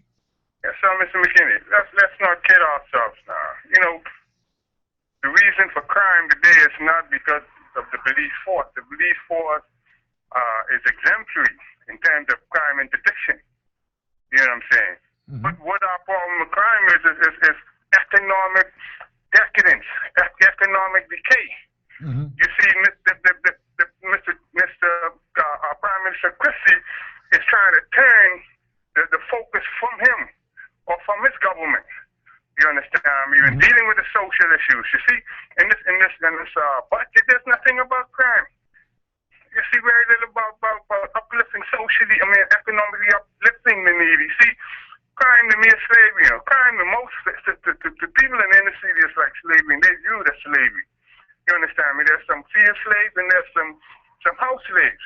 You see, the field slaves, he's going to rebel. You see, and he has to feed his family. You understand me? You know, we talk about, and then we talk about the drug part of it. You know, it's a business, you know, man. remember Oliver Norton, the CIA. You know what I'm saying? You got to be real, man. You know? I hear you. I appreciate your call. He sounds all wanted to say. He sounds like he's telling me that crime is a means to help people get things done, because the economy is so bad that what are we expecting to happen? And in a way, he's right, that when we have this kind of bad economy and joblessness and high unemployment, people find their own creativity in how they're going to make some money. Or they find their own con game of how they can swindle you out of yours. That's why it's important for the country to be on the same page about how we're going to combat certain things. And look at it for what it is. We must stop politicizing everything. Everything can't be about political parties. Some things got to be about what we the people want, and that what we want as Bahamians, not as a PLP Bahamian or an FNM Bahamian or any other political party Bahamian. You and your family come first and foremost, and should be that way. But you don't need to be the type. You know this, you know. Yet you want to not be honest and look at this. I tell you, friends, today, that what the Prime Minister had to say last week, Thursday, is very, very important. I don't see that as anything of playing a political game with. Let me make that clear. I don't see it as to try to pit him against the police and the police against him or the defense force. I see this as a very symptomatic of a major cancerous tumor that's just waiting to erupt in the fabric of the Bahamian people. That's what I see. Now, we got a chance to nip it in the bud, as one caller say, and have the Prime Minister to assert his authority. If he was the one who brought the people back and is causing a problem, he ought to be the one to fix that. He's Prime Minister. He's the biggest chief that we get, the nation's chief executive, as I affectionately call him. He's the man. Hard copy, how are you? Yes, Mr. McKinney. Yes, ma'am. Your area of expertise, having served as police liaison officer for years, right? I didn't get you. Yes, I did serve for a couple of years, but I didn't get the first part of what you said. Saying this Royal Bahamas Police Force matter would be right up your alley. I would understand. Steer out of this. Yes. I was pleased that young man from the police force, he sounded like quite an able officer. He described so clearly what was going on up there. Yeah. And I want to hear us get to solutions. But I did read PM's comments last week, and I thought he must be misinformed by some persons who he would have appointed himself. Well, he can be. He's the Prime Minister, and even if he appointed them, and he could be misinformed by persons who have ambitions beyond their ability. Yes, well, that could be a case. Yeah, and then he needs to learn too. And I don't think that this has happened any other time in his leadership. He needs to learn too that when you violate your own rules, and when you jump the system, the Royal Bahamas Police Force, as you know, has established precedents on how you achieve commissionership. You must have unbroken service, one. You must be of a certain IQ, two. A whole bunch of things before you can be that, right? Even though the previous Prime Minister broke all the rules. I mean, we must accept that something went wrong the other day with the reinsertion of people who would have left already, and now it's causing a problem. So you're perfectly right, and he has the authority to fix it. But I do know that in order to become commissioner, you must have unbroken service. Yes, that's correct. So people who are standing around hoping to become commissioner by telling tales and causing a problem are in fact causing a problem. Also, persons who represent unions, but the police is not supposed to have a union, or people who think they are representing a union, they are causing certain problems. People who are committed to their political party are causing certain problems.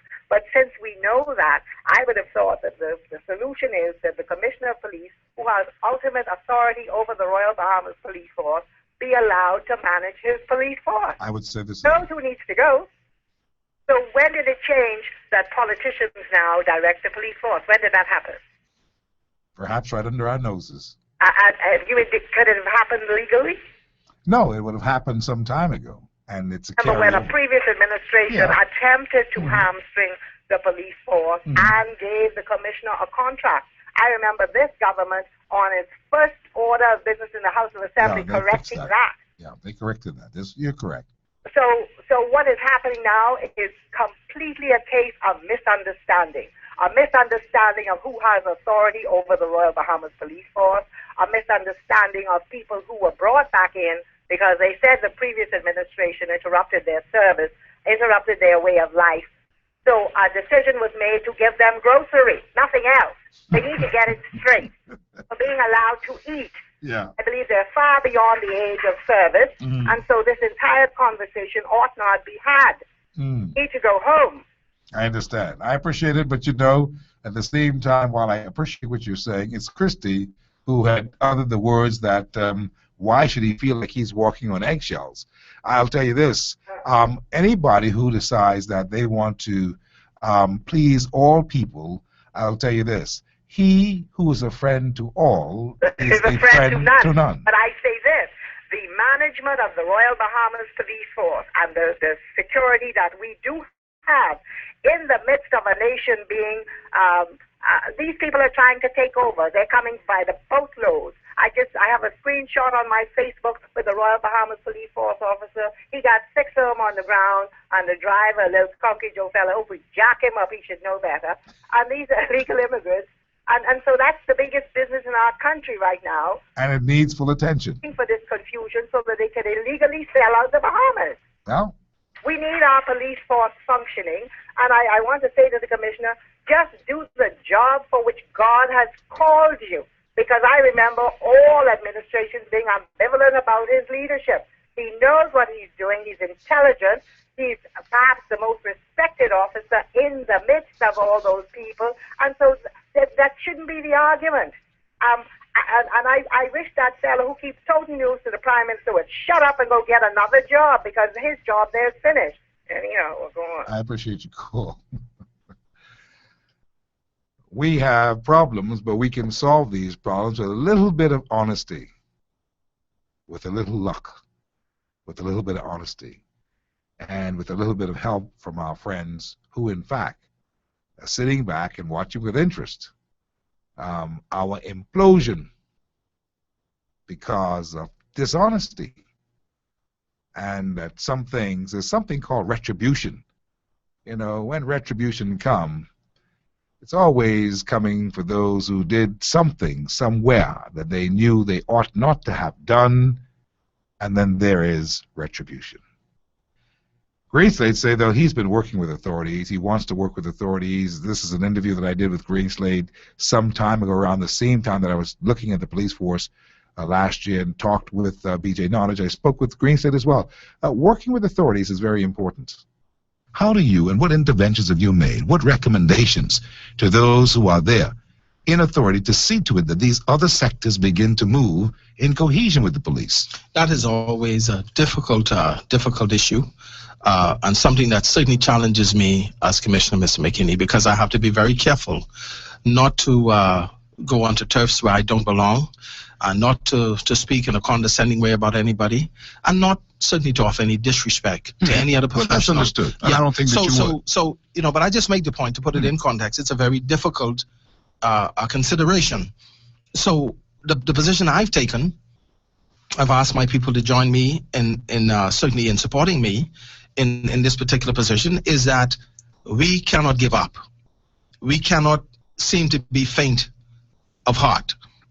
And every day we must turn up and give 110% or more to the citizens and residents of this country, and to say to you that we'll always be here for you.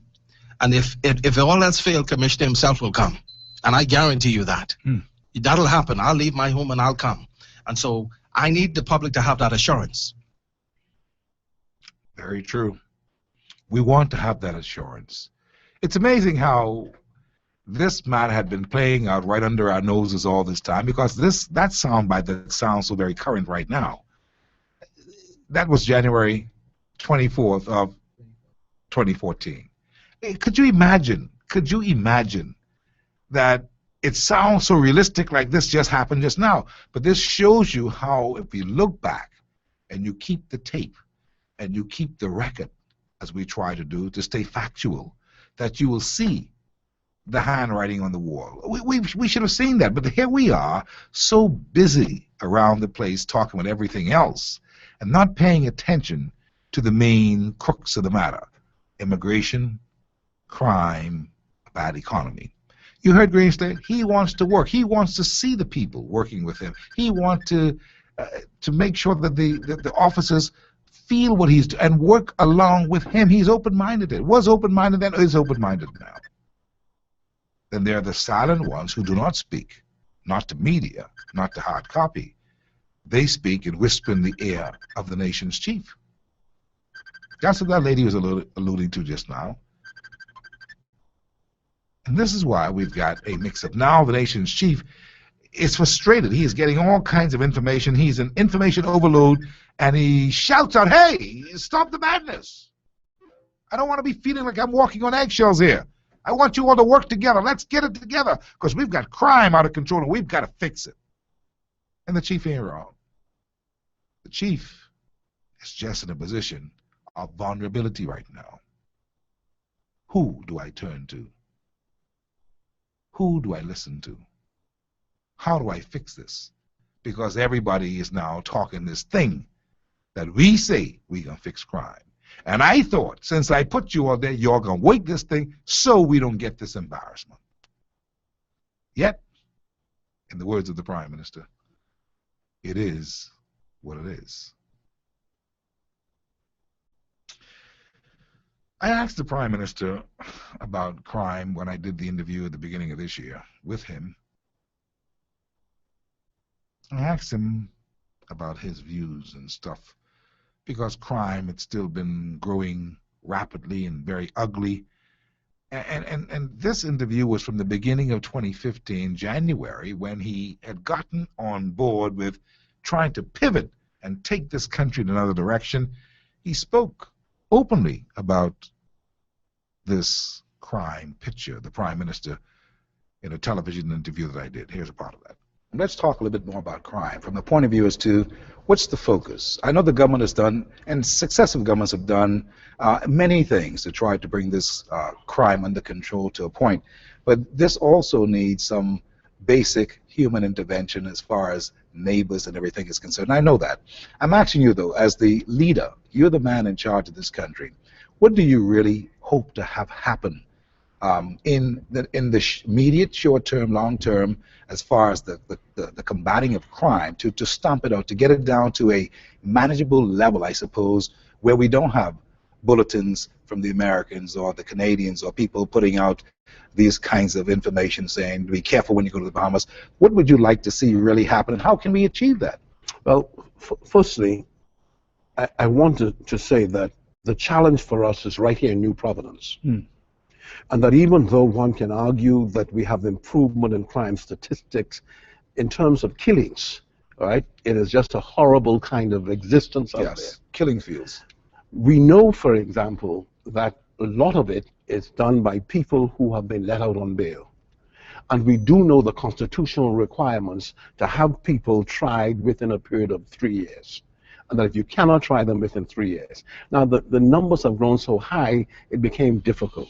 So my government decided, and it should be implemented this month, to put 10 courts into existence at the same time, to amend the laws for jury selection, to enable jurors to be even come as far as from the islands, but to put the judicial system in a position where it can now remain current with criminals and crime and charging people and having trials done.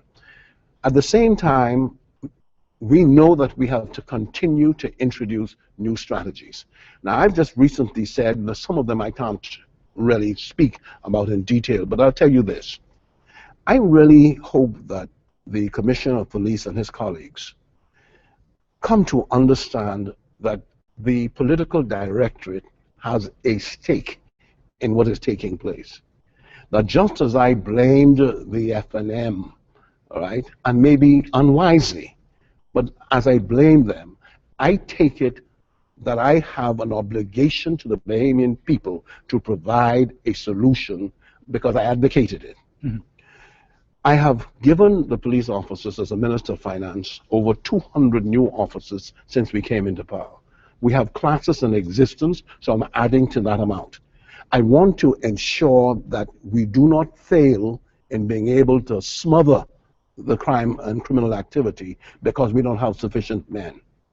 We have given them equipment We have given them technology. We just agreed for 12 buses, for example, to be able to make them even more mobile on this island, because we are determined not to compromise our effort to do it. I said something called saturation patrols. And by that I meant where the permanent placement in communities that are hotspots in there, where people do not move. You only can add to them. So I don't want to hear continued killings in my constituency, in Strawn's Corner or in Thompson Lane or Gibbs Corner. I don't want that. I want to be able to give the people who live in there the certain knowledge that we have full coverage in those areas. Understood. So that's what saturation means. And so I'm satisfied as we begin to have further talks that we are on our way towards that. Prime Minister talking with me in a television interview that was later broadcast for radio at ZNS, the beginning of this year, 2015. And it sounds good. But you heard him refer to certain things that if we look back retrospectively, we'll see that the Prime Minister was well aware from then that we were having problems. He talked about synergy. He talked about the morale of the police force with working with others.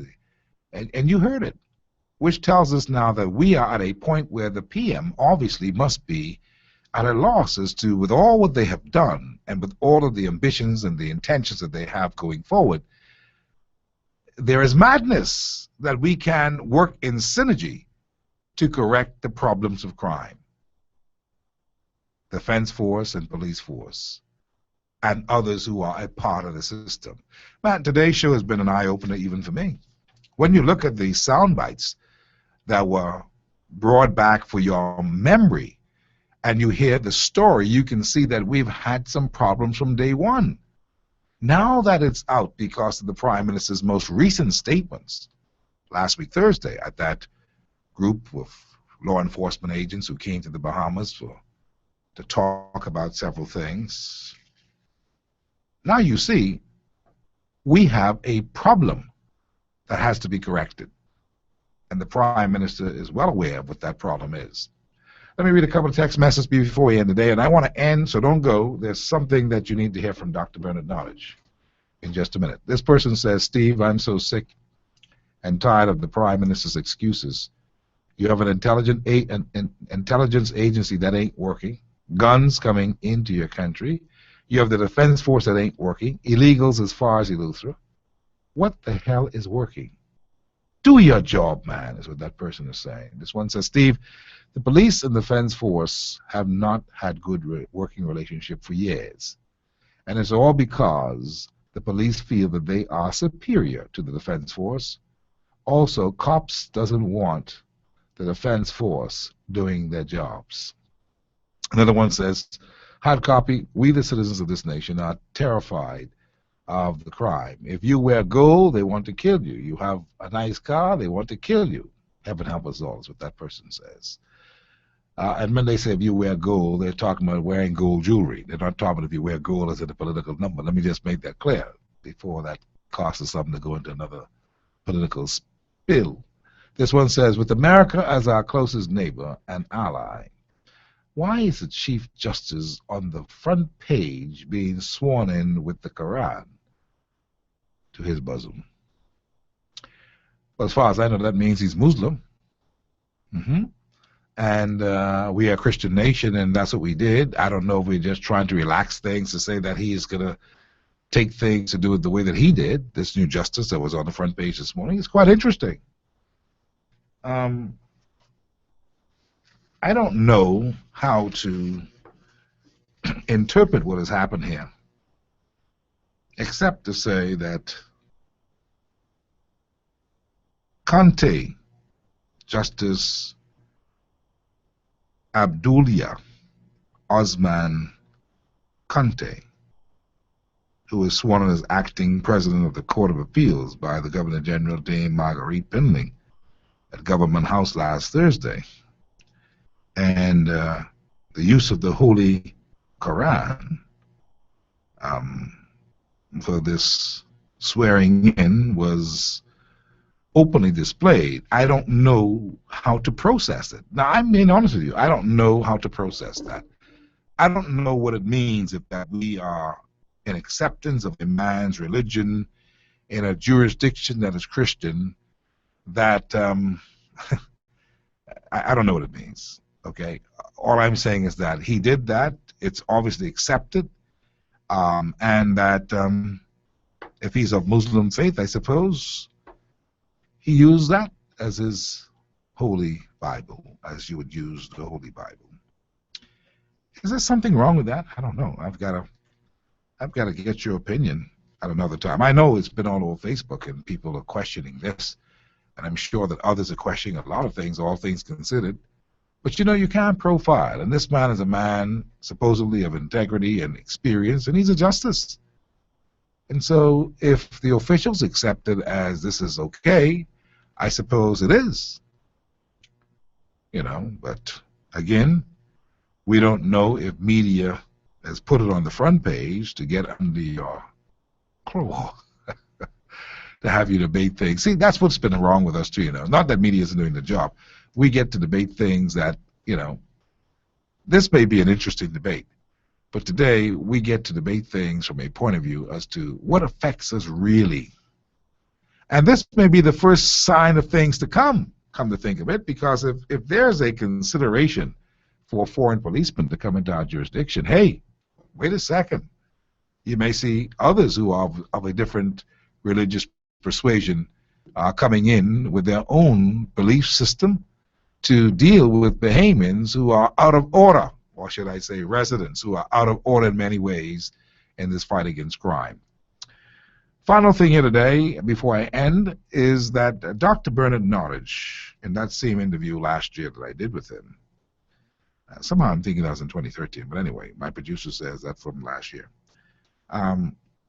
He talked about working with the commissioner, the commissioner of police's, commissioners of police, crime plan, that the commissioner has a plan.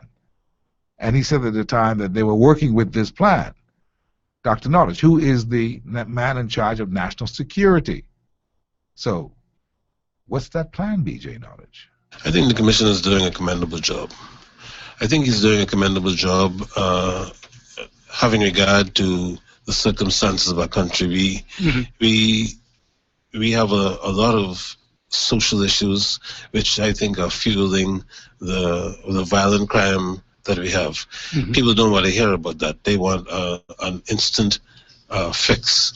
I've come to the conclusion that there is no instant fix, but we have been establishing certain policies which we've asked him to carry out, and these are to do with the saturation controls, with the different use of his manpower. What we've been trying to do is to give him the assistance that we think he needs. He wanted cars. We've given him over 70 cars now to enable us to have the saturation patrols. We've got CCTV operating, not at its optimum, but in order to assist us with being able to identify persons who commit crimes, particularly in the hotspot areas. We don't have the whole island smothered yet. We're covering the hotspots. We're covering the whole of Bay Street downtown. We are covering, the areas where crimes are most prominent. Those hotspot areas. Hotspot areas. Yes. You've been hearing the crime reports of. Okay. That's right. The progress has been with the violent crime, with the guns, with the murders have not been what I would like it to be. I would like it to be zero, of course, but at least an irreducible minimum. I don't blame that on the commissioner. I think that there are other things that we have to do in order to get that degree of success. And we are working on providing him with the tools that he needs to get that degree of success. I think that his executive team has been doing a reasonable job, but I think that there are improvements that are needed there. The rank of the Defense Force, the people at the level of commanders, not everybody is doing the best job that can be done or what we would like to see. But they are working on the strategies which are in the Commissioner's plan and which are in our policies. Interesting. Did you hear that? The Defense Force was working with the Commissioner's plan in the fight against crime, so they had something going. And B.J. Knowledge said at the time of September of 2014 that he was pleased that they were doing all that they could and that they were working it. So what's this talk from the Prime Minister now? In 2015, things has gone south, obviously, and we better get it to go back east again and get it straightened up and sorted out. Because what the Prime Minister was rambling on with is not a good picture and a good image. And as I said, he has a lot on his plate, so you must pray for him as the leader and as a man that you want God to give him wisdom and direction. You must pray for him and all others. But it's a very serious thing when he says what he is saying. And given consideration of all that was said today by those of you who participated and those of you who helped to try to answer the question of what the Prime Minister could be relating to, it has all been good, you know, for the national development of our country, that we've got some things that we need to pivot again, focus on, and correct, because it's for all of our good as a country. Having said that, I'm just getting a note here from my producers that Greg Moss has resigned from the PLP. That's unconfirmed. I'm just getting this as some breaking news of sort, I suppose, that Greg Moss, who's the member for Marco City, has resigned from the PLP. I don't have any information as to why this has happened or if this in fact has happened, but it comes from a very good source. And so I see the name of the source there, so I'm satisfied that this source is on the money and giving me the correct information. We know that Rollins was doing some stuff in the newspapers this past weekend saying that Christie and them only playing around, and that they got all kind of people paid to spin the facts to promote propaganda with this strong Bahamas. Well, we know Rollins has gone left field for a little while, and we know that Christie's plan may be really to just don't worry about him and cut out Fort Charlotte and don't even have him run anymore. But now Greg Moss, if that is the case, are we beginning to see the paradigm shift that Dr. Monroe predicted between last July and this July, and this is June, and one has resigned? What's going on here? Ryan Pinder jumped cabinet, but is still a member of Parliament to save Christie from an election, a by-election. What becomes of the Greg Moss scenario at this point, if that's the case? Because he was not a government minister, is he? No. So if he resigned what? As an MPA? What would he have resigned from? Member of the Parliament? Well, if he resigns as a member of the PLP, what does that mean? Let me call the team together so we can find out for you and give you the insight tomorrow. Let's go home, Nathan.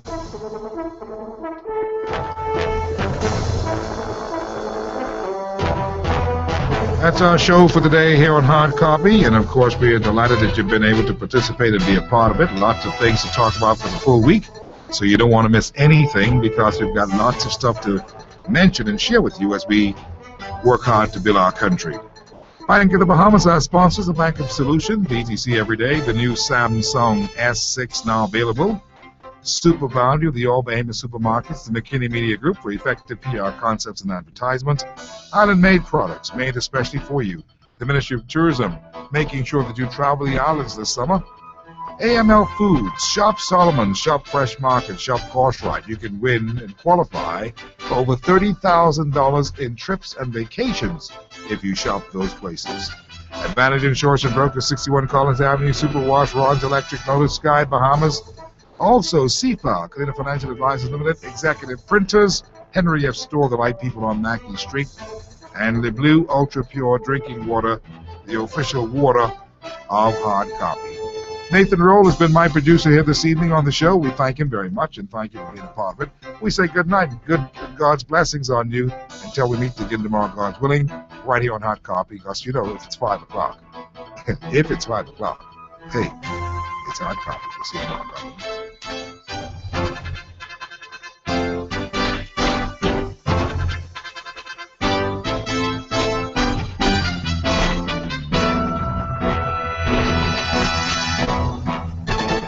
This is Peace Radio After Dark.